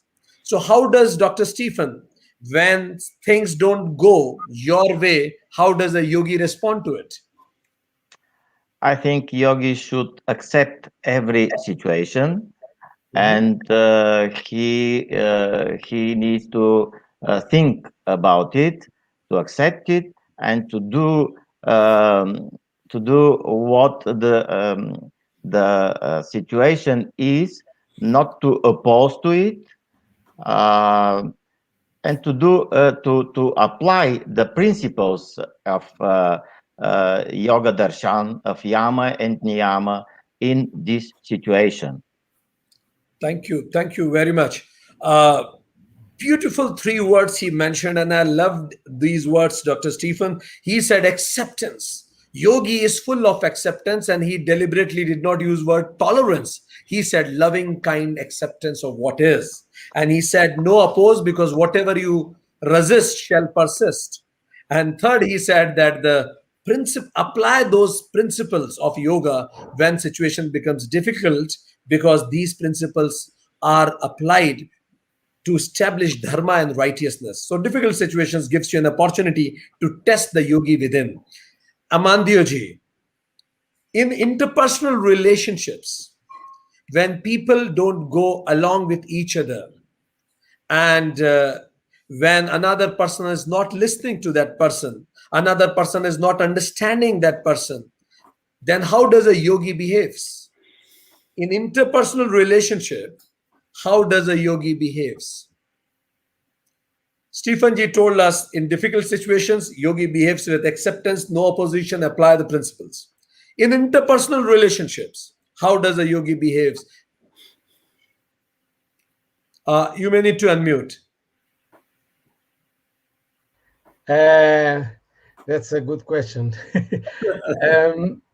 I think that if he has a long time to understand yoga and study yoga, I think that always we go, as Patanjali says, even when he talks about the in Sadhanapada about the Kriya Yoga, the pranayama, you always must start with yama and niyama. So we can see no violence, ahimsa. We can see satya. And in that way, we must accept the situation, and we must be the most Arjuna, maybe, in the people, with no violence, especially, and to give some support to the people, to say there are other ways in life, not the things that go bad or not bad. Because in yoga, I think that is in the middle way. If we are happy, we think that we are in yoga. If you are not, or if we are unhappy, we are not in yoga. Yoga stays in the middle. Yoga, it's always gives to the people some situation, but you have to study and have some experience to be there. Thank you very much. So. Yes, thank you. Absolutely. We have got Mazaji back, so I will first ask question from her and then we'll begin before she may get technical problem again. So Mazaji, How does a yogi behave? If you can listen us. Okay, she may join us back. Few important points of Ponder Amadioji gave us that yogi is ahimsak. He will not harm anybody by word, by speech, and even by thoughts. That's so amazing. And I always say that if you can announce your thoughts in All India Radio on national channel, then that thought is pious. But if something that you cannot announce everywhere, then the thoughts may create hinsa. And another thing he said that be centered in dukh and sukha, good and bad. So yogi is one who remains centered. If something is happening favorable, it doesn't elate him much. And if something is happening such unfavorable, it doesn't puts him down. So beautifully you said, Amandioji. These are some methods we can identify a yogi. Andreji, you teach so many people across the globe. Thousands of people attend your classes, different parts of the world. How does a yogi behaves in professional life? If yogi is doing a business, you teach many corporates also. You teach many students who work in corporates.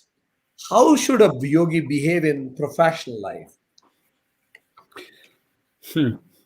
To me, this doesn't exist. There's only human beings.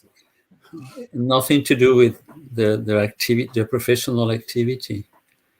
And what it is about is to be connected with your own lineage and to be connected with the mystery of life. So teaching is using technical means, but what is very important in the teaching is the energy that is flowing. And for this energy to flow, the yogi should forget himself or herself. It's about forgetting oneself and being kind of visited at the least by our gurus, and when it comes more mysterious, but by just the flow of life. And this is what transmission is. It is, and it goes through technical aspects, but they're important, but they're secondary. Thank you. Thank you. Andreji again joined us with 3 important points. He said that yogi is one who connects with his own lineage, connects with self and the lineage. And as you know, Andreji, in corporates nowadays, people really have a problem of FOMO, fear of missing out. So here Andreji is saying that yogi connects with self and his lineage. He never feels FOMO, that I'm being missed out, others are having fun, I'm alone. So he does not have, or she does not have such problems. And then he says that yogi is one who connects with the mysteries of life. Because even I feel that people who don't connect with the mystery of life, they end up connecting with the miseries of life. So Andreji said that one who is actually inquisitive about the mysteries of life, how life unfolds, instead of Google outside, they Google inside self. And third thing is very advanced, what Andreji said, remains in flow. There is a book, famous book called Flow. So Andreji said a yogi is one who remains in flow. Wherever, whatever he is doing, he is enjoying it. He is being there in the moment. He is in a flow. So whenever in corporate you see anybody enjoying this much, remember these words of Andreji, that he is a yogi who is being in the moment and enjoying it.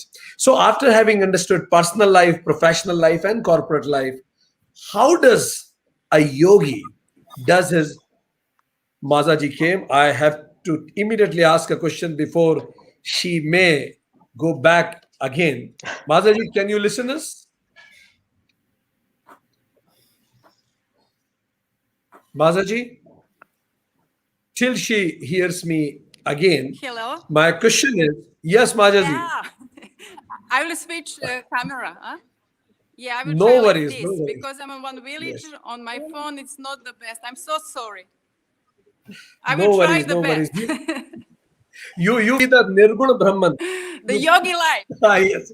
You be the Nirguna Brahman. Without appearance, you speak with vibrations. So my question is, to you, Mazaji, is what is the quality of a yogi? How does a yogi lives the life? Yes, I think this process must be natural, spontaneous. Like when I like to wake up in the morning, I will not put alarm. I will really natural wake up, and I will feel so awake in my consciousness, in my body. I will be rest. This for me, beginning of start to live like yogi, or I will start to change the food. I will not say, oh, from Friday I will be vegetarian or vegan. I will just slowly start to change my food because my body and my consciousness like this. But what the most important is that every day I feel more and more love with the people, more and more, compassion, that we are the one. We are all different, but we are the one. This moment, when it starts to grow day by day, this for me is yogi life. I Beautiful. start to She live mentioned yoga. 4 things. 4 things she mentioned, and we absolutely loved it. Being yogi is something that comes effortlessly. You actually live that, and even your food reflects it. Love for everybody and full of compassion. Now, respected guests, I want quick reflections from everybody of you. One tip for all our audience: how to lead a yogic life, how to lead a yogic way of living. A practical tip which our audience can start living from tomorrow onwards. Something just like a recipe, do it from today itself. So, how to lead a yogic life? One tip from everybody of you, which will help people to initiate in this realms of yoga, particularly for those people who are not exposed to yoga. One tip from everybody to lead a yogic life, to begin with it. So, I would begin with Yogi Andreji. Any tip for the person who is not exposed to yoga? How should he begin or she begin? There will be 3 things. Yeah, perfect. One is be honest. Be honest. Live a honest day by day life. Then inquire into your mind until it becomes very clear. And last point is be kind to others. Thank This you. is very simple. So 3 verbs Andreji said. Thank you very much, Andreji. It is something to be done. Thank you. Being honest, in self-inquiry, and be kind. We'll go to Mazaji because you are here, and now you are our guest of most importance because your connection is poor. So please tell us few tips, one tip, or if you want I'm to Maya. tell 2, I'm real Maya. you're real Maya, yes. So the technical definition of Maya is I go like the Sanskrit definition of Maya is Ya Ma Sa Maya, one which is not yet appears. Yes, please tell me. So, yes, yeah, give us some I can tips say for the one thing. people. What is really, I think the thankfulness. Just in the morning when you woke up, this will the first thing what really help. It's helped to me. I hope also for everyone else, because it's really the new life. The new day is definitely new life. The hope that we can change something, that I can learn something more, that I can help, whatever. Just thank you for this day, and I will try the best in this day for me, for other people. Thank you. Thank you very much. As they say, don't wait for worse to appreciate ordinary. Indeed. And the Mazaji rightly said that be thankful. If you are not grateful, you are a great fool. Thank you. So now we'll go for Amandioji. Your tips. You have to put your mic on. Yeah, I agree with all the interventions that Andre and Stefan and Maya have done. But maybe I can, when I said to some people what is connected with yoga that they can do, I say that you must start maybe with Anamaya Kosha. So pay attention to what you eat and what you drink, and changing and appreciate the food. And we start walking maybe better with more health, and the breath will open, and then we start why with changing the way of eating. I'm changing the way of thinking, and we know the Mahabhutas and how it can work. So if someone says, I would like to start with yoga, then we have the classes of yoga and understand how the asanas works with the nervous systems. I say we must agreeing with Andre and Maya and all of you, maybe what you eat. So you have Annamaya Kosha first, then Pranamaya Kosha, maybe by this way. Thank you. Wow. In such a less time, he went in so deep. He said, if you really want to start a yogic life, be observant of your Annamaya Kosha, all five senses experience, exposure that you get, what you eat, what you see, what you listen. That's amazing. Be mindful of it. Second, he mentioned also about your breathing. Pranamaya Kosha, he mentioned. He also mentioned about Vijnanmaya Kosha. What do you think? So just be observant of your inputs from outside and the inputs that you get from within also. And once you become mindful of it, you have initiated a yogic life. That's amazing. We'll come to Dr. Stephen. Tips for our audience for a yogic life. For me, one of the most important yoga practices is Ishvara Pranidhana. So my tip is in any situation has to be connected with the Creator, with God, and to try to find and to follow His will in any situation. Perfect. So Dr. Stephen beautifully said that surrender to the divine will. It always reminds me of, so beautifully you mentioned a very important concept. It reminds me of Fleming's left law of motion. We remember we used to study in physics, the electricity direction of current, when it is, then the resultant force is here. Yes. So similarly, in life also, as Dr. Stephen said, when life does not go my way, this is my way. Neither life is going highway. My mother, father, society thought that I'll be doing this. Neither life is going my way, nor it is going highway. Then the resultant force is this. Life is going thy way, and thy way is always correct. So Thank you very much, Dr. Stephen, for bringing such an important concept. So dear friends, people, audience from all parts of the world, we wanted to break this notion in this panel discussion that yoga is only about asanas. And as you could see it, that we discussed how to identify a yogi and how to lead a yogic life. Dr. Stephen said, be a mirror to yourself. See yourself, start accepting things as they are, tathata, as they say in Buddhism. No opposition, whatever you resist will persist, and apply the principles of yoga at every moment of truth, and then follow Ishwar Pranidhama, that is complete surrender to all the choiceless situations in life. That's amazing. Thank you very much. Andre ji said, start following Yama Niyama. They are the basics. If you are not following Yama Niyama, then the yoga you are following is not Ashtangic yoga, it's Viklangic yoga. Viklang means handicapped. Nice. So Andaji said that if you are not following Yama Niyama, then it's not Ashtangic, it's Viklangic yoga, that's handicapped yoga. He also mentioned the importance of sadhana. And he also mentioned, be the student of life and find a guru. Listen to yourself also. Inner listening is important. He also said the importance of serving others. It makes you humble. It makes you see something beyond yourself. And then yogi is a state of being, he said. Yoga, anybody can teach yoga, but everybody who is teaching yoga is not a yogi. Yogi is a state of being. He said that it is important for yogi to connect with his own lineage. And yogi never, as I said, feels the FOMO, connected with the mysteries of life. Otherwise, you will be entrapped in the miseries of life.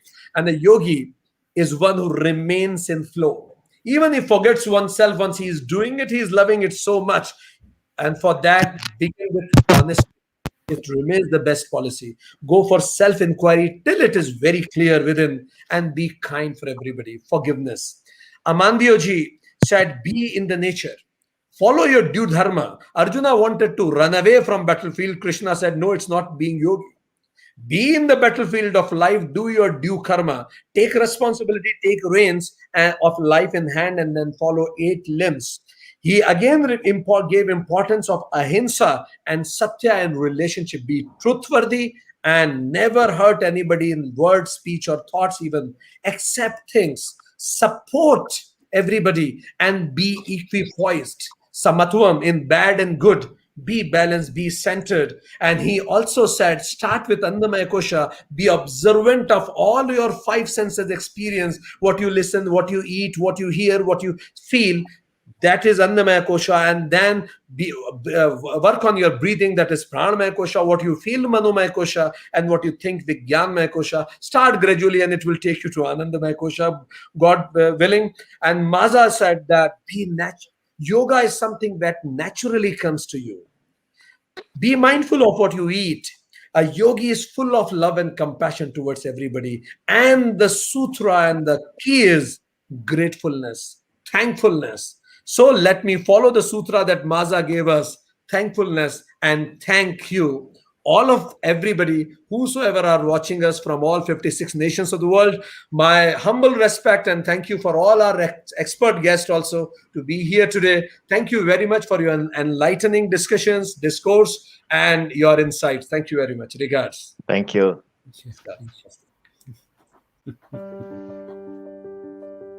Thank you. Thank you. I'm excited to welcome our next tour performance by Mr. Khalid Cohen and Merlin Ingrimio, the two nomadic artists. Khalid is from Afro-Orientalo Berber from Morocco, Merlin from a Western tradition. Following their cosmopolitan path, they mixed one of their virtuosco percussions, the other her shimmering voice with the music from various horizons. India, Turkey, Iran, Cuba are the sources of which they draw the essence of their inspiration. With their album Salage, the duo delivers original music, playing ample songs and limpid intense rhythms, unexpected recollects sparkling dialogues. Their vocal and rhythmic juggles slide with organic evidence of a bold melody from Bengal towards a trance with Goa accents, a nostalgia from a Yemeni poem to the exhalations of a Sufi mystical song. The songs evoke motherhood, a true invitation to travel. Their music blossoms in the multicolored universe, playing with styles and borders, carrying dreams and emotions. It evokes powerfully the beauty and diversity of the world. An inspired improviser, he also excels composition and arrangements of percussion orchestras. Merlin Ingrimio has a passionate interest in the many ways to use voice around the world. Throughout meetings with musicians from different traditions, everything is an opportunity for her to explore a vast vocal horizon where melodic colors mingle with ornamentation and where the ear sharpens to listen to the musicality of languages. So ladies and gentlemen, please welcome Mr. Khalid Cohen and Merlin Ingrimio.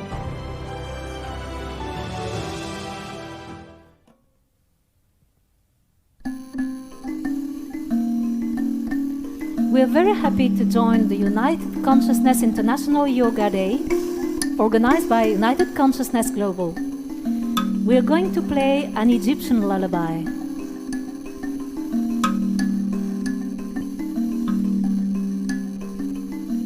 Nemi, nemi, ya saghira, yalla rafi, yalla hasira. Nemi, nemi, يا صغيرة يلا غفي يلا حاسرة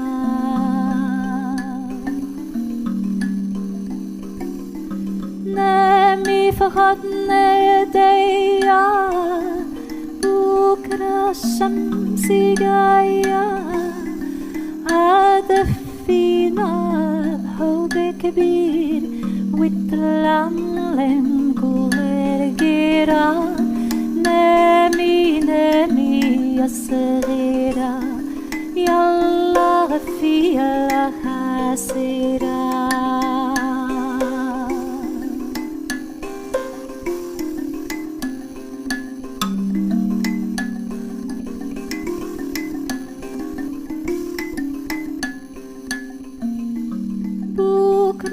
Babagai Gaya Shamsan Nawiya Ghazelik Bayayunusha Ida Fiki Shatuya La la la la da da da da da da da da da da da da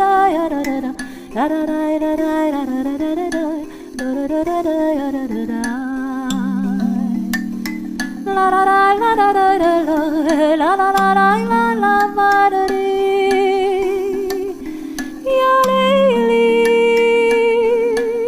ya da da da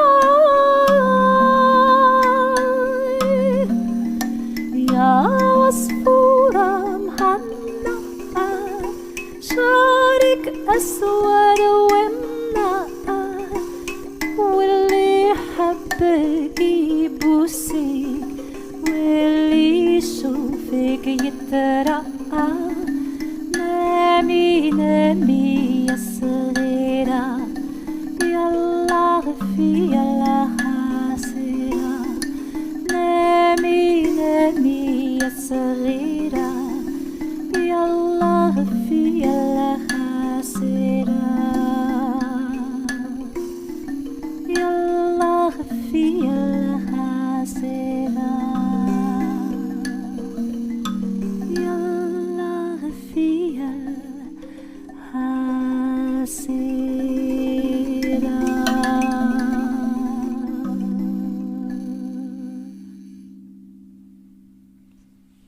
On behalf of United Consciousness, I thank Mr. Khalid Cohen and Merlin in Gremio for their mesmerizing performance.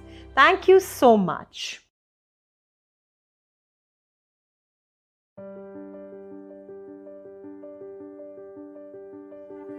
Our next performance is Hula dance from Hawaii Islands.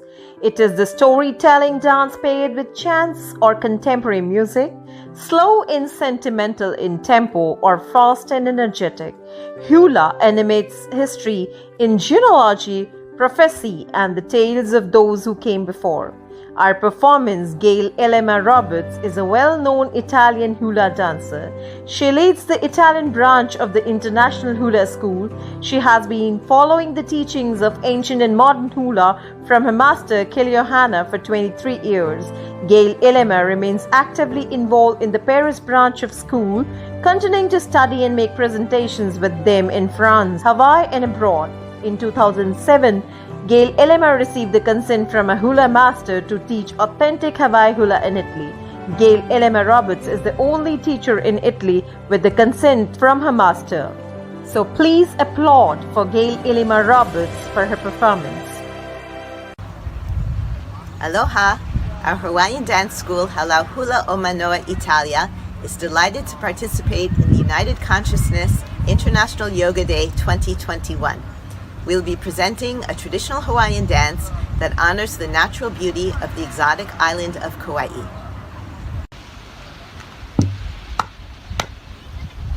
Ai, hula no veo.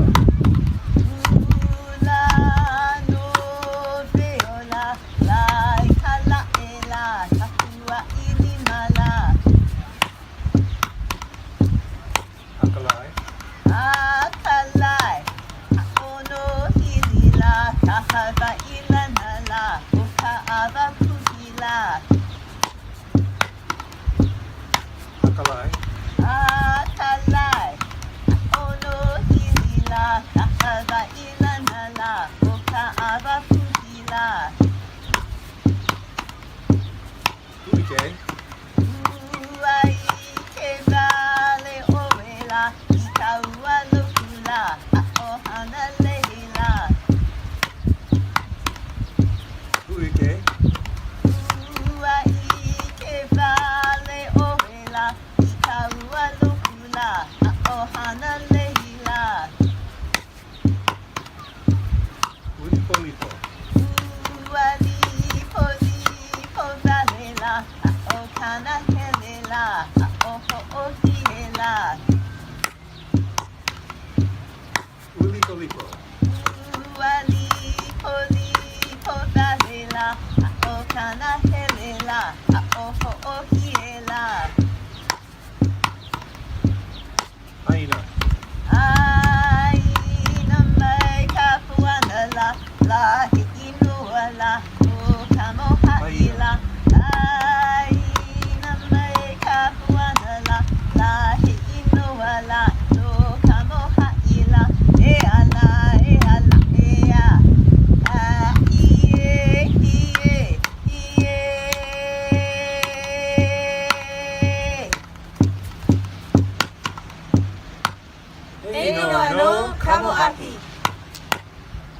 We thank Ms. Galia Elema Roberts for a beautiful performance of hula dance. Thank you so much, Gail Elema.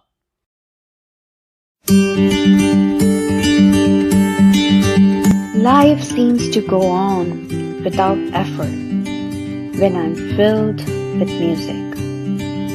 Saying by George Eliot, the great English poet and novelist. It's a fact that music can make us feel uplifted, contented, and it can improve our state of well-being. That is why music is a vital part of Happiness Day celebration. Now, let us listen to a powerful song that played a pivotal role in India's independence movement. Vande Mataram. The title Vande Mataram means, I praise to thee, Mother. This song was adopted on January 24th, 1950 by providing it equal status with national anthem Jana Gan Man. This song has been set to a large number of tunes. Project Self's own singer K.I. Alexander is singing this inspiring song for us in Rag Desh. She Alexander is trained classical musician and the founder and director of Sadhaka School of Music in New York. So let's listen Vande Mataram.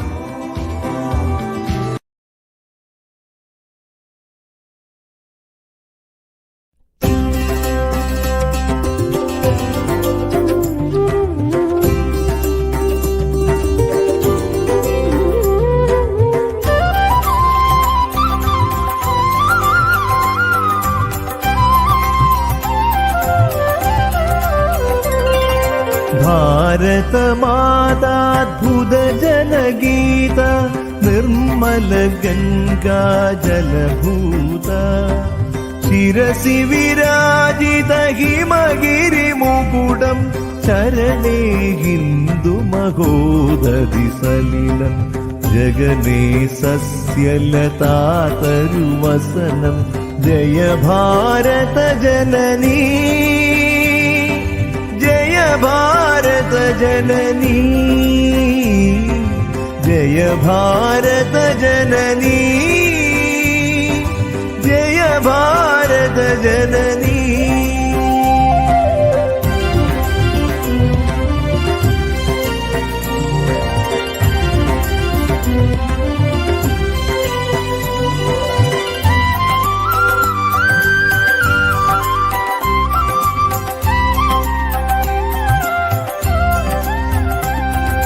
ऋषिवर घोषित मंत्र पुलकित कविवर कुंभित पावन चरित ऋषिवर घोषित मंत्र पुलकित कविवर कुंभित पावन चरित धीर वीर मृत शौर्य पालित धीर वीर मृत शौर्य पालित जय भारत जननी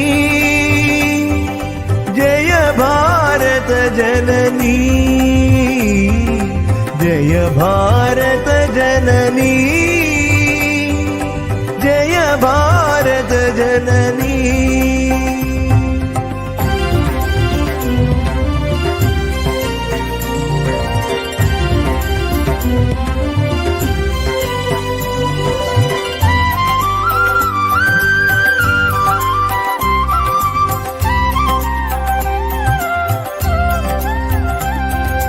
मम मनसि सदा तव पदयुगलं संस्कृति सदत चिन्तनं मम मनसि सदा तव पदयुगलं संस्कृति सदत चिन्तनं भावरागलय ताळमेलनं भावरागलय ताळमेलनं जय भारत जननी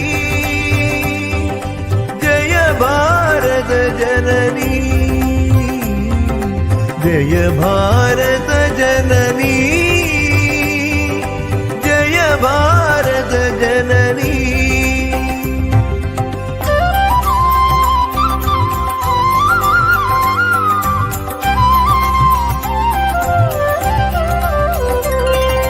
भारत माताद्भुत जनगीत निर्मल गंगा जलभूत शिरसि विराजित हिमगिरि मुकुटं चरणे हिन्दु महोदधि सलिलं जगने सस्यलतातरुवसनं जय भारत जननी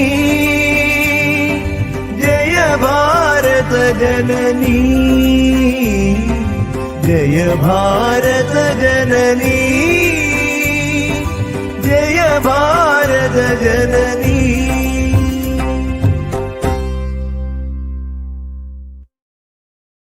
Thank Alexander for wonderful and melodious musical performance. Thank you so much, Alexander ji.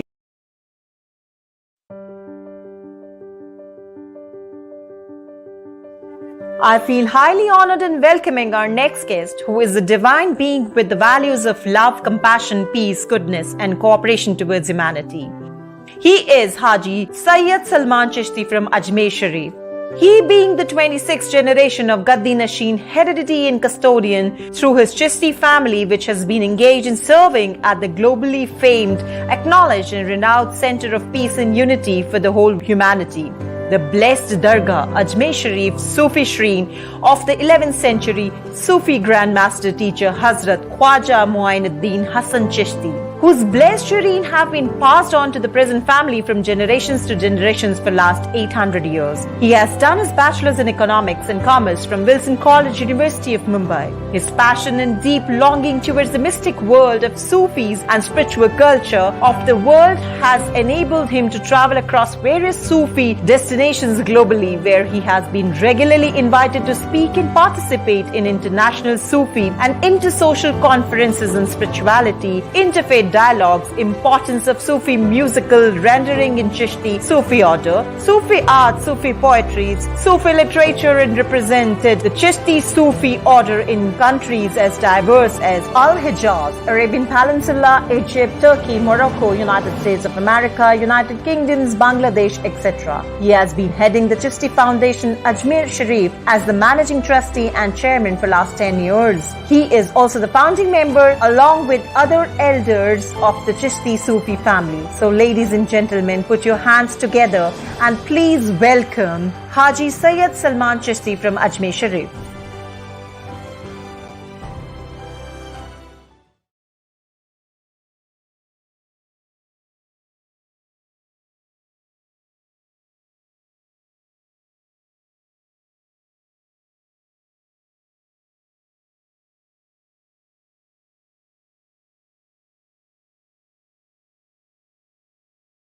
To unmute. You're welcome. You may need to unmute and you can begin.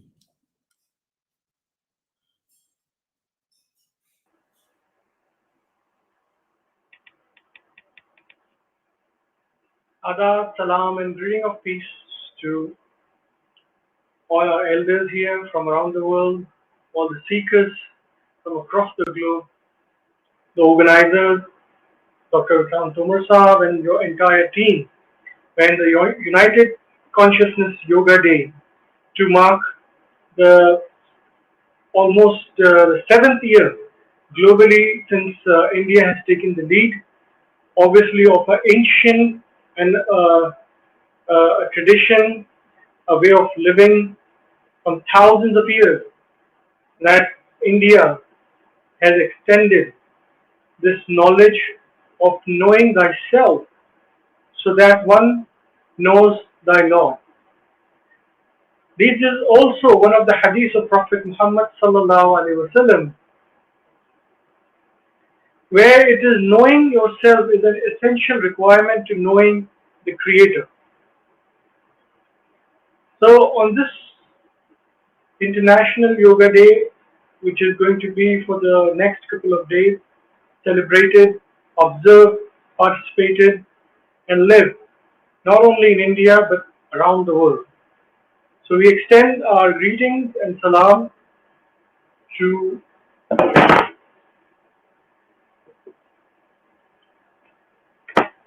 all the blessed participants, teachers, seekers who are part of this United Consciousness Yoga Day. It has been a practice before the COVID restriction that there were multiple events. Even in Ajmer Sharif, we had organized yoga gathering early morning at the Dargah Bazaar, which is like a long stretch of road, and all the enthusiasts from the city would come early morning with the yoga mats, and all that road leading towards the Dargah Bazaar. So the local administration, the local organizers, participants, that itself symbolizes the spirit of living a holistic and a balanced way of life. Now when we focus on the essence of coming together, because yoga is derived from the terminology of yoga, combining, jodna, coming together.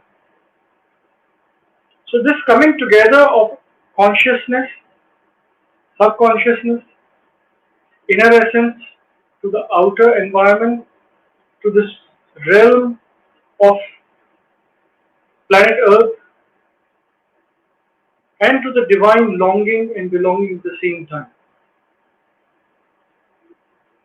So the intention that comes to our heart from that moment when we make a commitment to ourselves first,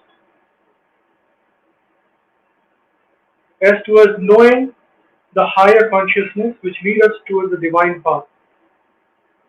It is that moment of noble intention that we are submitting ourselves. In this commitment towards knowing thyself in order to know thy Creator. It is that moment of submission, the sincere commitment that opens the ways for the soul, for the heart, for the mind and the body to be aligned. Alhamdulillah, in our observance, practices and dialogues, not only in India but around the world, we have experienced such a great opening, welcoming and assimilation of this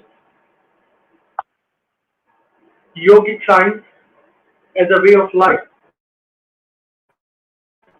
which truly go beyond the worldly limitations of regions, boundaries of the nations,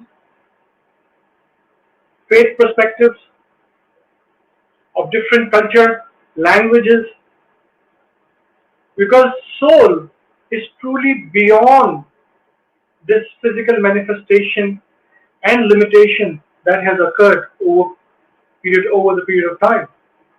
The physical limitation is truly way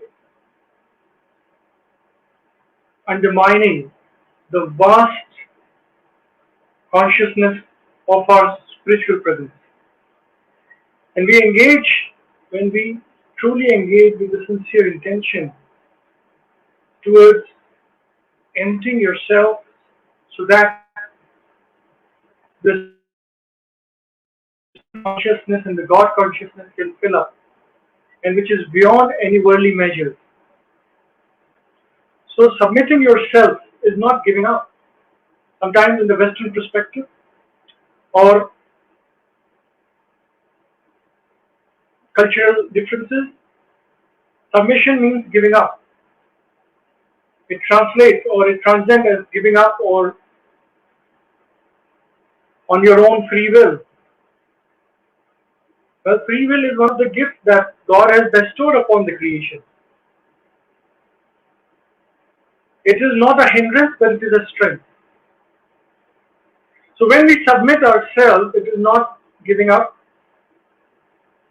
but it is in fact freeing yourself. It is towards experiencing a complete freedom of the soul of the divine path, and also that we acknowledge that we are all being sent to this planet Earth with a very focused, with a very straightforward purpose of our own creation. During this next couple of days, when all the seekers, all the practitioners from around the world of all faith perspectives, which United Consciousness has brought together on this platform, would be sharing the same deliberation without limiting themselves to their region, to the faith practices or the faith that they belong to.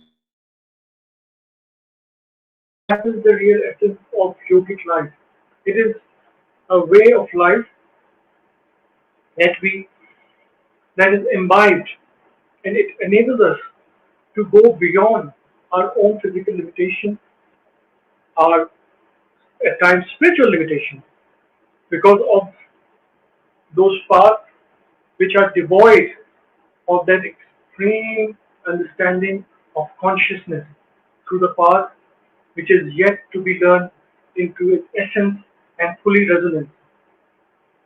So once we are able to put ourselves into this frame of emptying everything and filling ourselves to God consciousness, which is the ultimate path of this divine path, the journey that one undertakes from the time that we open our eyes to the world and the breath that we inhale and exhale.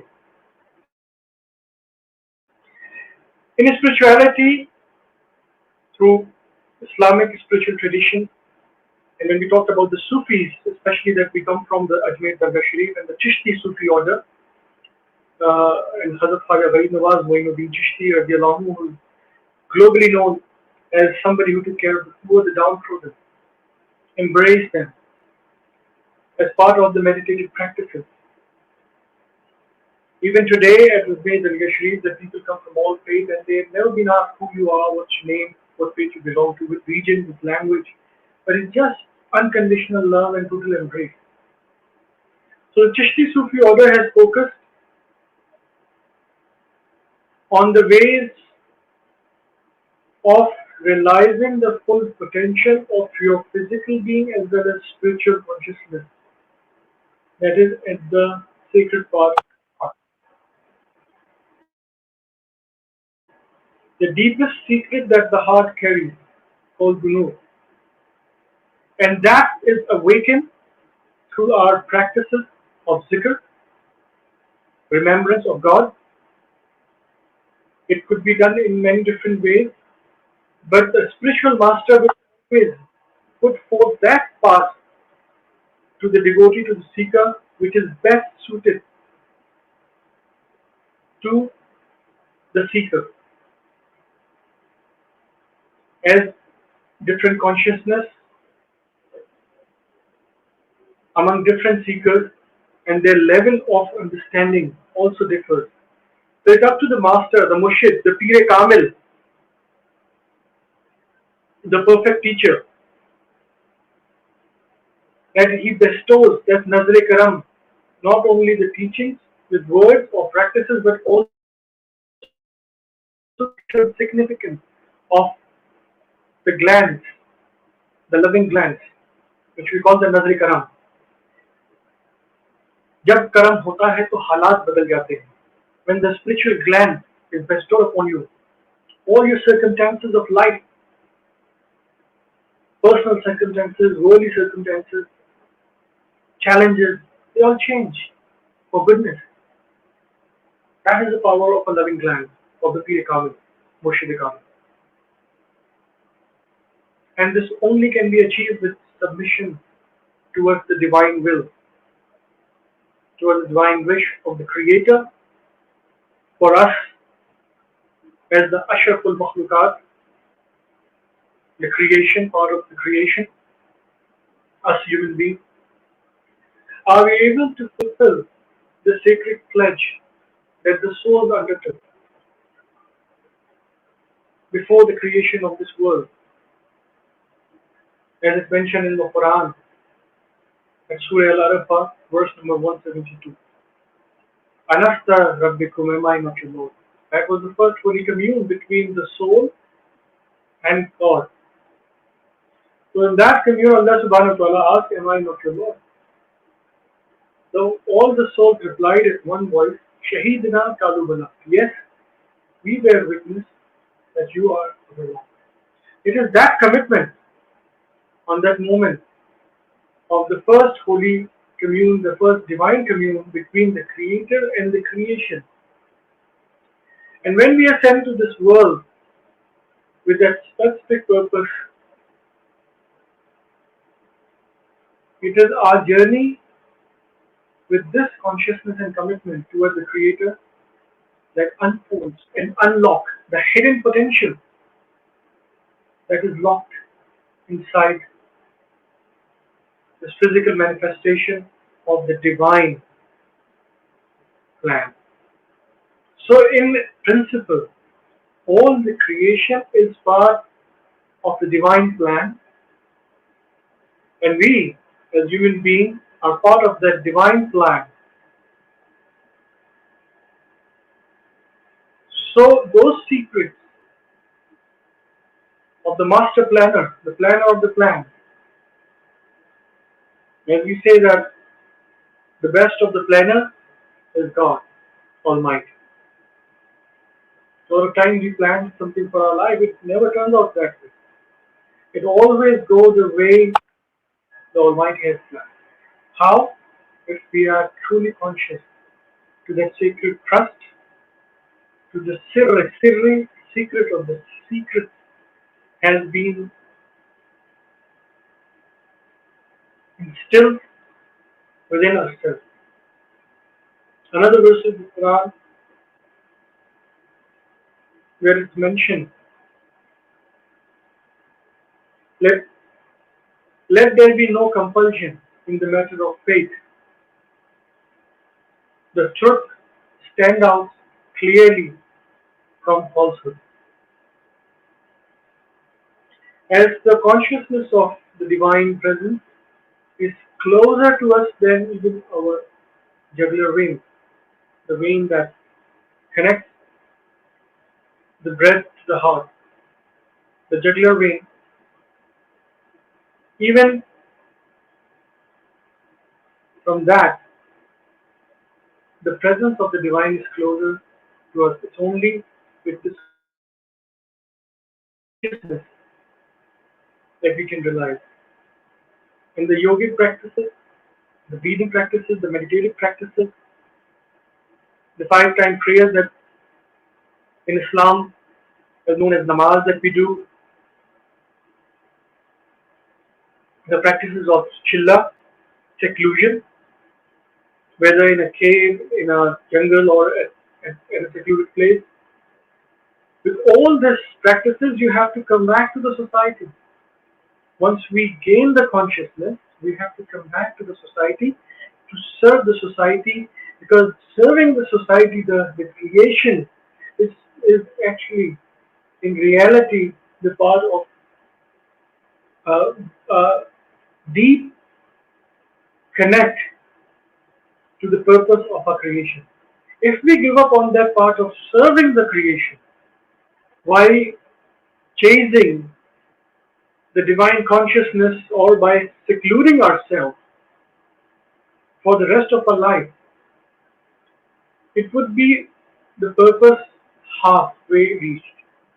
So we pray and we make this niyat, the noble intention, that Allah subhanahu wa ta'ala, God Almighty, the divine creator, enable all of us to be on that path of self-realization, the God consciousness, through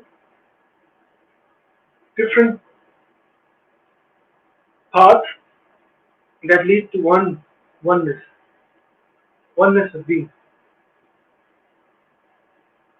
And Maulana Rumi has said there could be thousands of ways reaching the Kaaba, but the destination remains the same.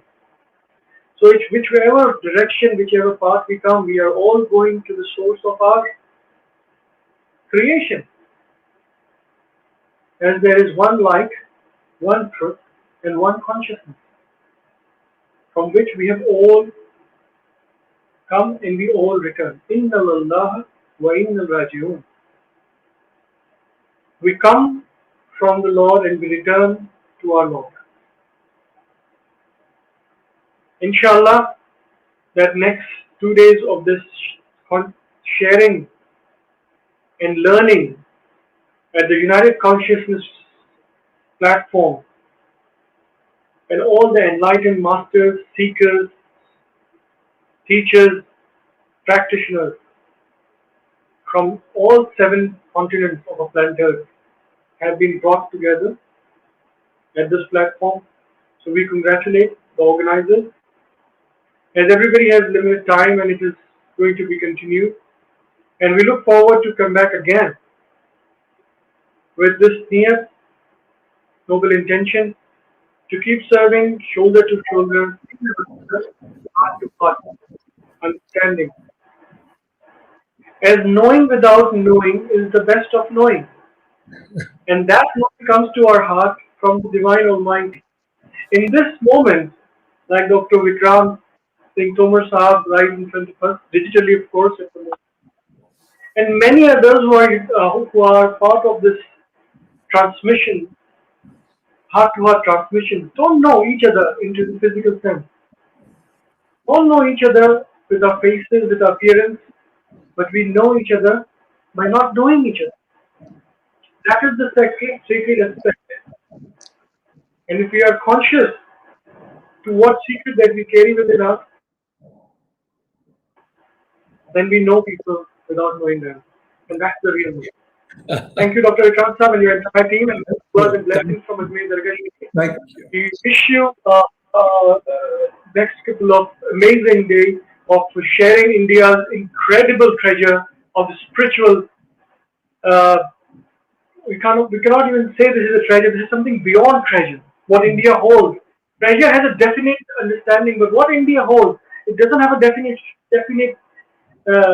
example or a definite definition about it. It is really beyond the word, which is so much to be imbibed to the world. And you are doing a great work for sharing this sacred trust, which has been entrusted upon us. Thank you. Lots of du'as and blessings. Thank you very much, Aman, for bringing us a message of Holy Quran and blessings from Ajmer Sharif Dargah. Thank you very much. Thank you. Regards. On behalf of United Consciousness, I thank Haji Sayyid Salman Chishti from Ajmer Sharif to come onto the platform of United Consciousness and sharing his views. Thank you so much. I'm very grateful today to welcome our next eminent guest, Sofia Strull River, whose skills are beyond expression. She is a spiritual teacher and a writer who promotes inner healing, peace, and universal responsibility. She has authored 3 books with Dalai Lama, including his memoir, My Spiritual Autobiography, in 2009. She is a graduate of Indian Studies from the University of Paris. She traveled to the United States, then to India, where she studied Chakra with Tibetan masters. She received teachings from an Indian Pandit at the Central University of Tibetan Studies in Sarnath and from Tibetan Lama at Kirti Monastery in Dharamshala. In 2016, she co-wrote with Vakya Rinpoche, The Meditation Saved Me, story of healing from gangrene of the foot through meditation and mantras. A specialist in mantra therapy, she gives recitals of sacred mantras. In 2017, she published Make the Revolution, the Dalai Lama's appeal to youth, translated into English under the title A Call for Revolution. A Vision for the Future, a manifesto by Dalai Lama on the future of the world, a call to put in place solutions for our chaotic and divided times. She is co-founder of Better We, Better World and initiated Be the Love You Want to See in the World. It echoes Mahatma Gandhi's Be the Change You Want to See in the World. She lectured at the United Nations in Geneva on universal responsibility in November 2017 and February 2020. So please welcome Sofia Strull River from France.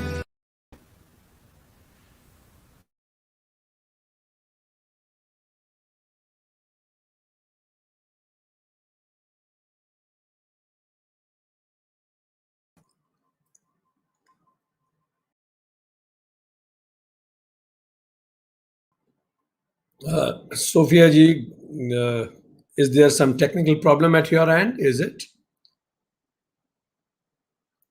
Okay, let's have some time to fix that technical problem and then we'll begin.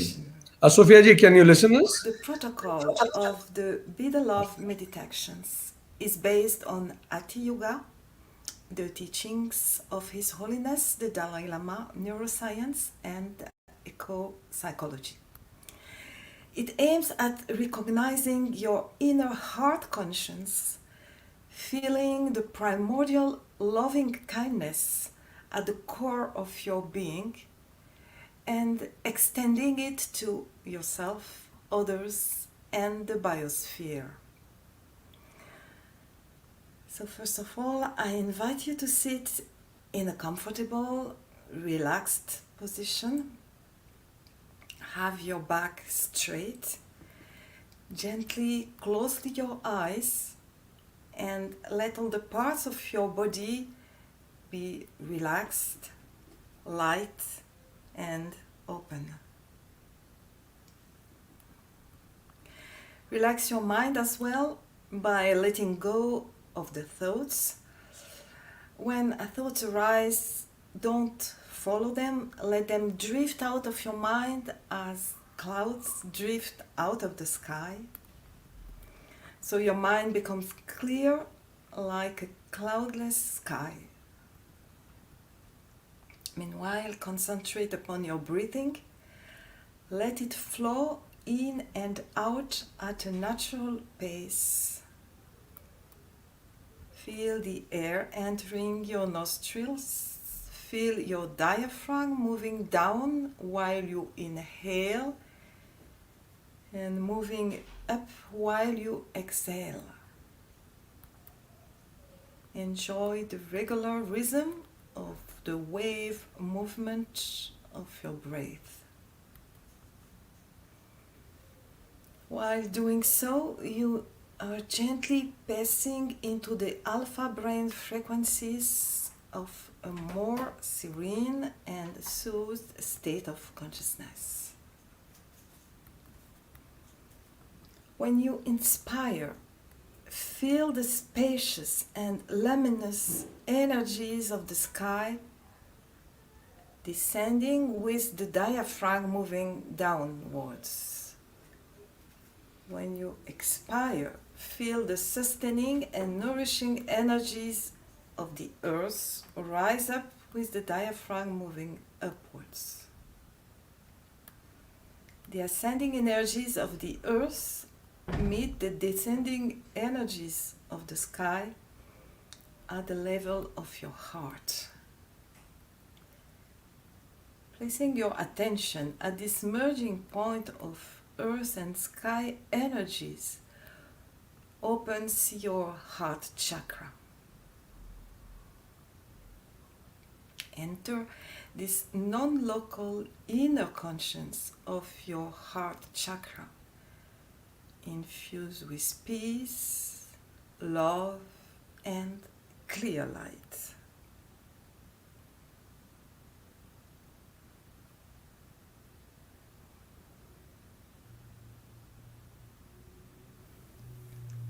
Your inner heart vibrates the energy of the light beings according to your culture, according to your tradition. They may take the form of Lord Buddha, Jesus, a god, a goddess, a saint, an angel, or it could be simply a source of clear light, radiating absolute purity, goodness, peace, and universal love. Welcome the presence of this pure radiating light in your heart. It's not necessary to have a sharp image of a light being. More important is to welcome this luminous energy, this loving presence, radiating golden rays of light and filling you with total purity and universal love.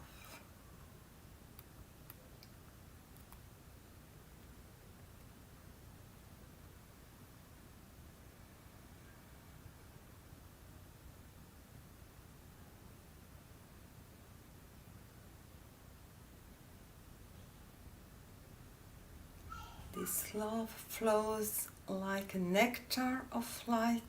It illuminates your heart chakra, and from your heart chakra it radiates in the 72,000 channels of your energy body that are all connected to your heart.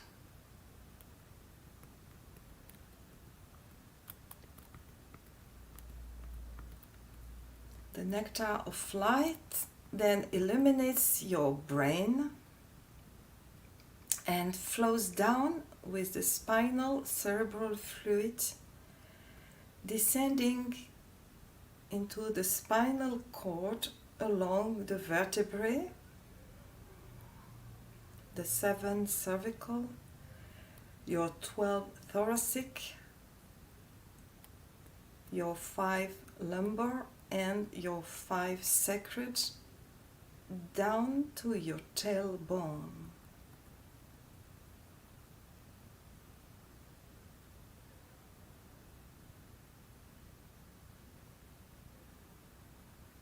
Feel your spinal cord is glowing with this luminous golden light of love. And now the light flows into the network of your nervous system, and it illuminates all the nerves of your body.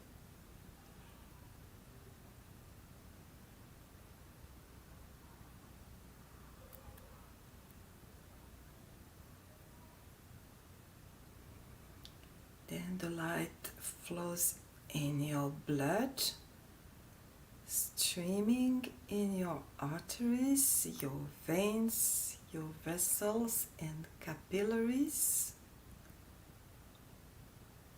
Each cell and atom of your body is now illuminated.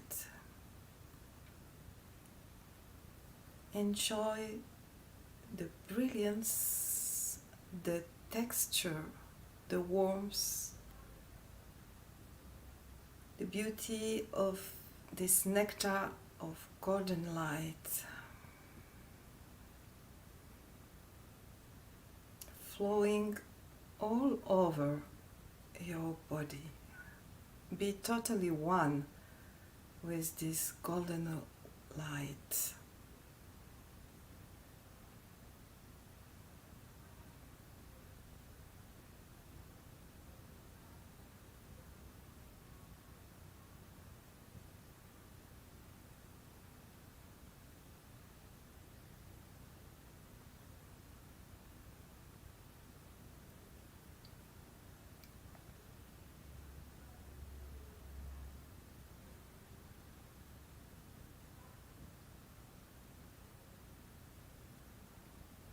There are shadow zones in your physical, your emotional, or your psychic body that can block the light. Identify these areas corresponding to past traumas, injuries, or current disease. Gently wrap them into light.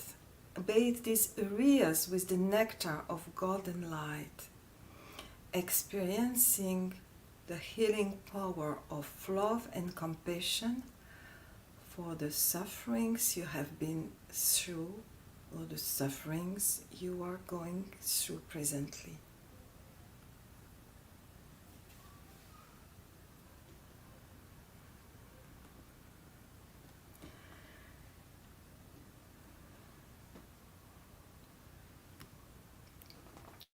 The pure radiant light emanating from your inner heart has the power to liberate your troubles, your pain, physical pain and sickness, as well as mental pain and happiness, fears, worries, anger, any kind of negative thoughts and feeling you might experience are healed. This nectar of golden light also liberates the negative imprints of hurtful or wrong actions you did in the past that you are still carrying with you. So everything negative in your body and mind completely disappears, becomes non-existent, as you are filled with this blissful, radiant light. Imagine that your body becomes clean and crystal clear. Imagine that your mind becomes calm and clear, free of all negative thoughts, fears, worries. You are totally infused with love and the light of love.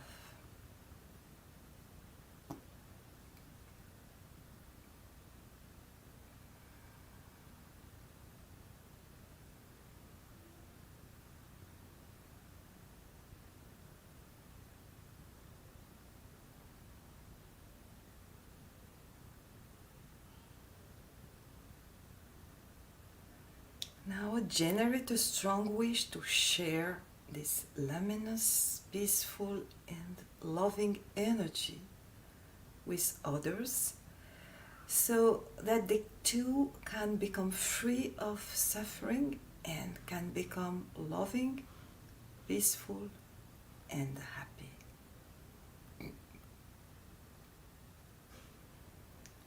Imagine the energy of love radiating from your heart, flowing out in all directions like rays of sunlight. Imagine that it first touches any other people that might be in the place where you stay, in the house or building that you are in. Imagine that they become filled with the energy of love.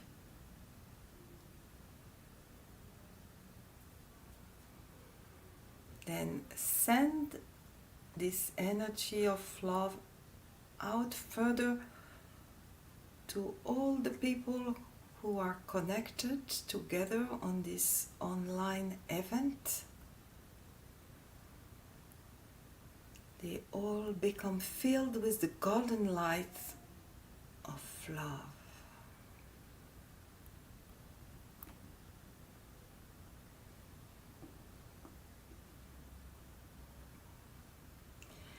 Then radiate the light out further to all the people in your neighborhood,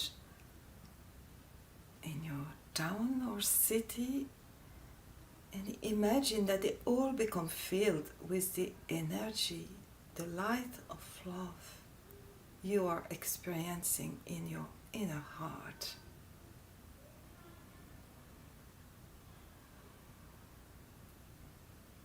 Continue to send the rays of golden light out further and further to all the people in your country, to all the people in other countries, and to all living beings. As if you were flying in a spacecraft, keep expanding higher and higher from above. You view now your own continent, the oceans and the whole earth. Keep radiating the nectar of golden light from your inner heart all around the world, so that gradually all the people and all the life forms, land animals, creatures in the sea, in the mountains, lakes, rivers, everywhere, all become filled with the energy of love. Feel that the light of love expanding from your heart chakra merges with the light of love of the great awoken souls and the great saints who love human beings unconditionally. This light of love has the power to heal and regenerate all sentient beings and ecosystems. Repeat with me internally with great confidence. I am the love I want to see in the world. I am the love I want to see in the world. I am the love I want to see in the world.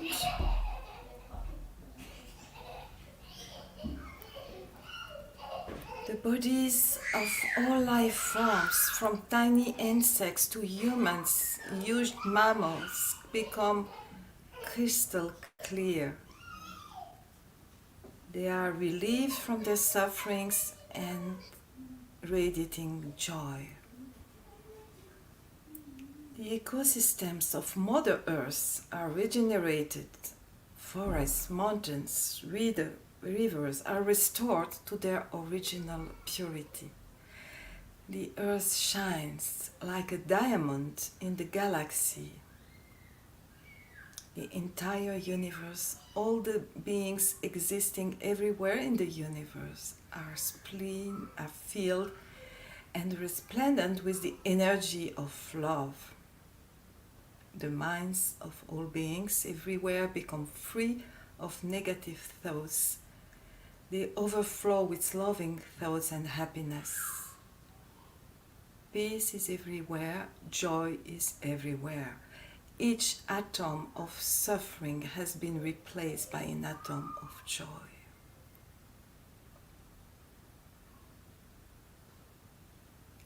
The energy of love now flows back from all beings and the universe to your inner heart.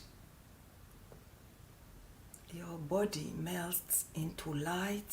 There is no longer any subject, any object, any form. You establish yourself in the luminous vibration of pure love. Abide for a moment in the golden light of this pure vibration of love.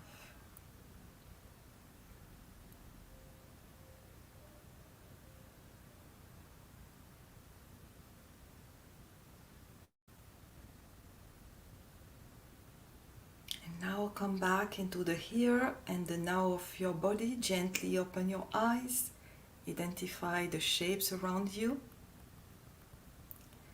To conclude, mentally dedicate the energy generated during the session to your loved one by saying their names internally.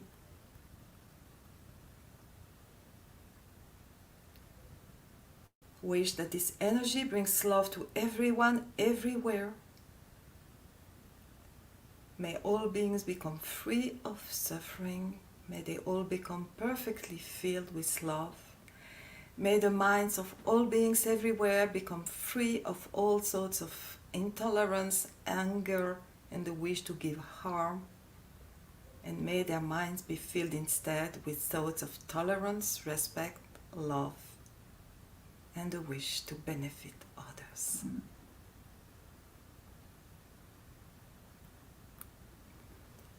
Thank you for sharing this meditation.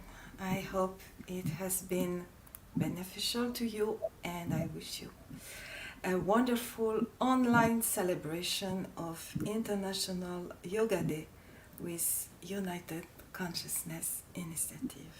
What a beautiful way we concluded season 2, Sofia. Thank you very much for Be the Love Mediaction. Certainly, it will help people to heal inside and to spread love outside. Thank you very much. Yes.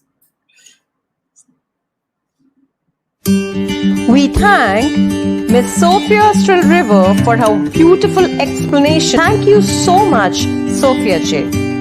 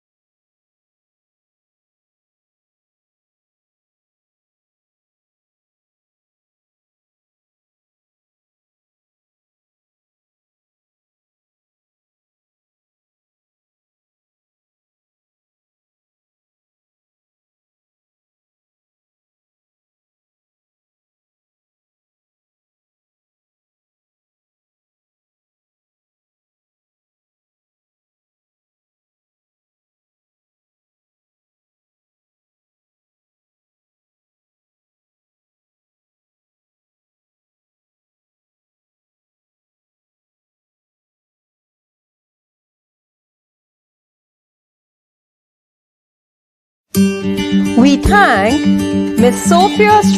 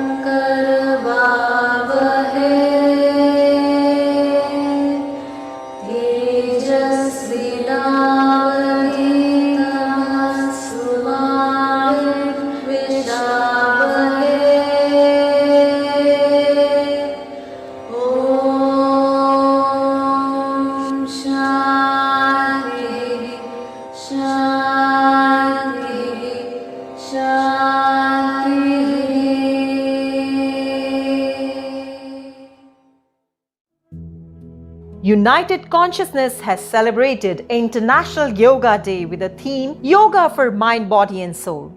Yoga is an invaluable gift of India's ancient tradition. It embodies unity of mind and body, thought and action, restraints and fulfillment, harmony between man and nature, a holistic approach to health and well-being. It is about to discover the sense of oneness within yourself, the world and nature. By changing our lifestyles and creating consciousness, it can help in well-being. I am highly privileged to have this opportunity to present my gratitude to all those who have witnessed and blessed this event directly or indirectly. We are blessed by the God for a successful functioning of the event. So firstly, I thank God for showering His blessings on us. I extend my heartfelt thanks and gratitude to our esteemed chief guest, Dr. Shiri Subhortibariji, President ICCR. I owe my heartfelt thanks to Ms. Sofia ji. I feel grateful to thank Dr. Subhortibariji, Mr. Sukhdev Volkar Brits, Dr. Vikrant Singh Tomar, Acharya Vivek Gupta ji, Haji Syed Salman Chishti ji. I thank all highly esteemed and learned panelists for their panel discussion. I'm thankful to all the wonderful music artists and magnificent dance performers for their cultural performances. I thank European Yoga Federation, Swami Suryananda Saraswati ji, Ms. Amy Blesio, Ms. Emilia, Sarah, Danielia, Christine, and also thank the Spiritual Council in Africa. I owe my heartfelt thanks to Team Project Self USA, Shri Rajesh Rabindranath, Ms. Turika Arvind, Ms. Rashmi Kashi, Dr. Prasad Akavu, Dr. Vijay Reddy, Ms. Gina Suresh, Mr. Karthik Palamalai, Mr. K.L. Alexander, Mr. Venkat Sriram Lalu, Ms. Deepthi Nair, Ms. Avneet Bad, Mr. Suresh, Mr. Devaraju, Ms. Deepa Arun. I thank Team Project Self Bharat, Dr. Vikrant Singh Tomar, Dr. Shweta Tomar, Aditi Meghna Mausan Prachi, Mr. J.S. Juneja, Dr. Paramji Juneja, Rishi Vishalji Arnav, Aditya Ashwin, Rati Dharmendra ji, Uday, Pooja ji, Bharti ji, Dipti ji, Amrish ji, Mrinalini ji, Khushbu ji, Jimmy ji. Mr. Sanjay Rajput, Ms. Simran Reel, Deputy Commandant T.P. Singh. I extend my special thanks to IG Shri Arun Kumar ji, CRPF Mount Abu, and Assistant Commandant Mr. Amit Deswal and Mr. Vikas Kumar. I am grateful to our wonderful audiences and thank all visible and invisible sources blessing us. Thank you so much, everyone.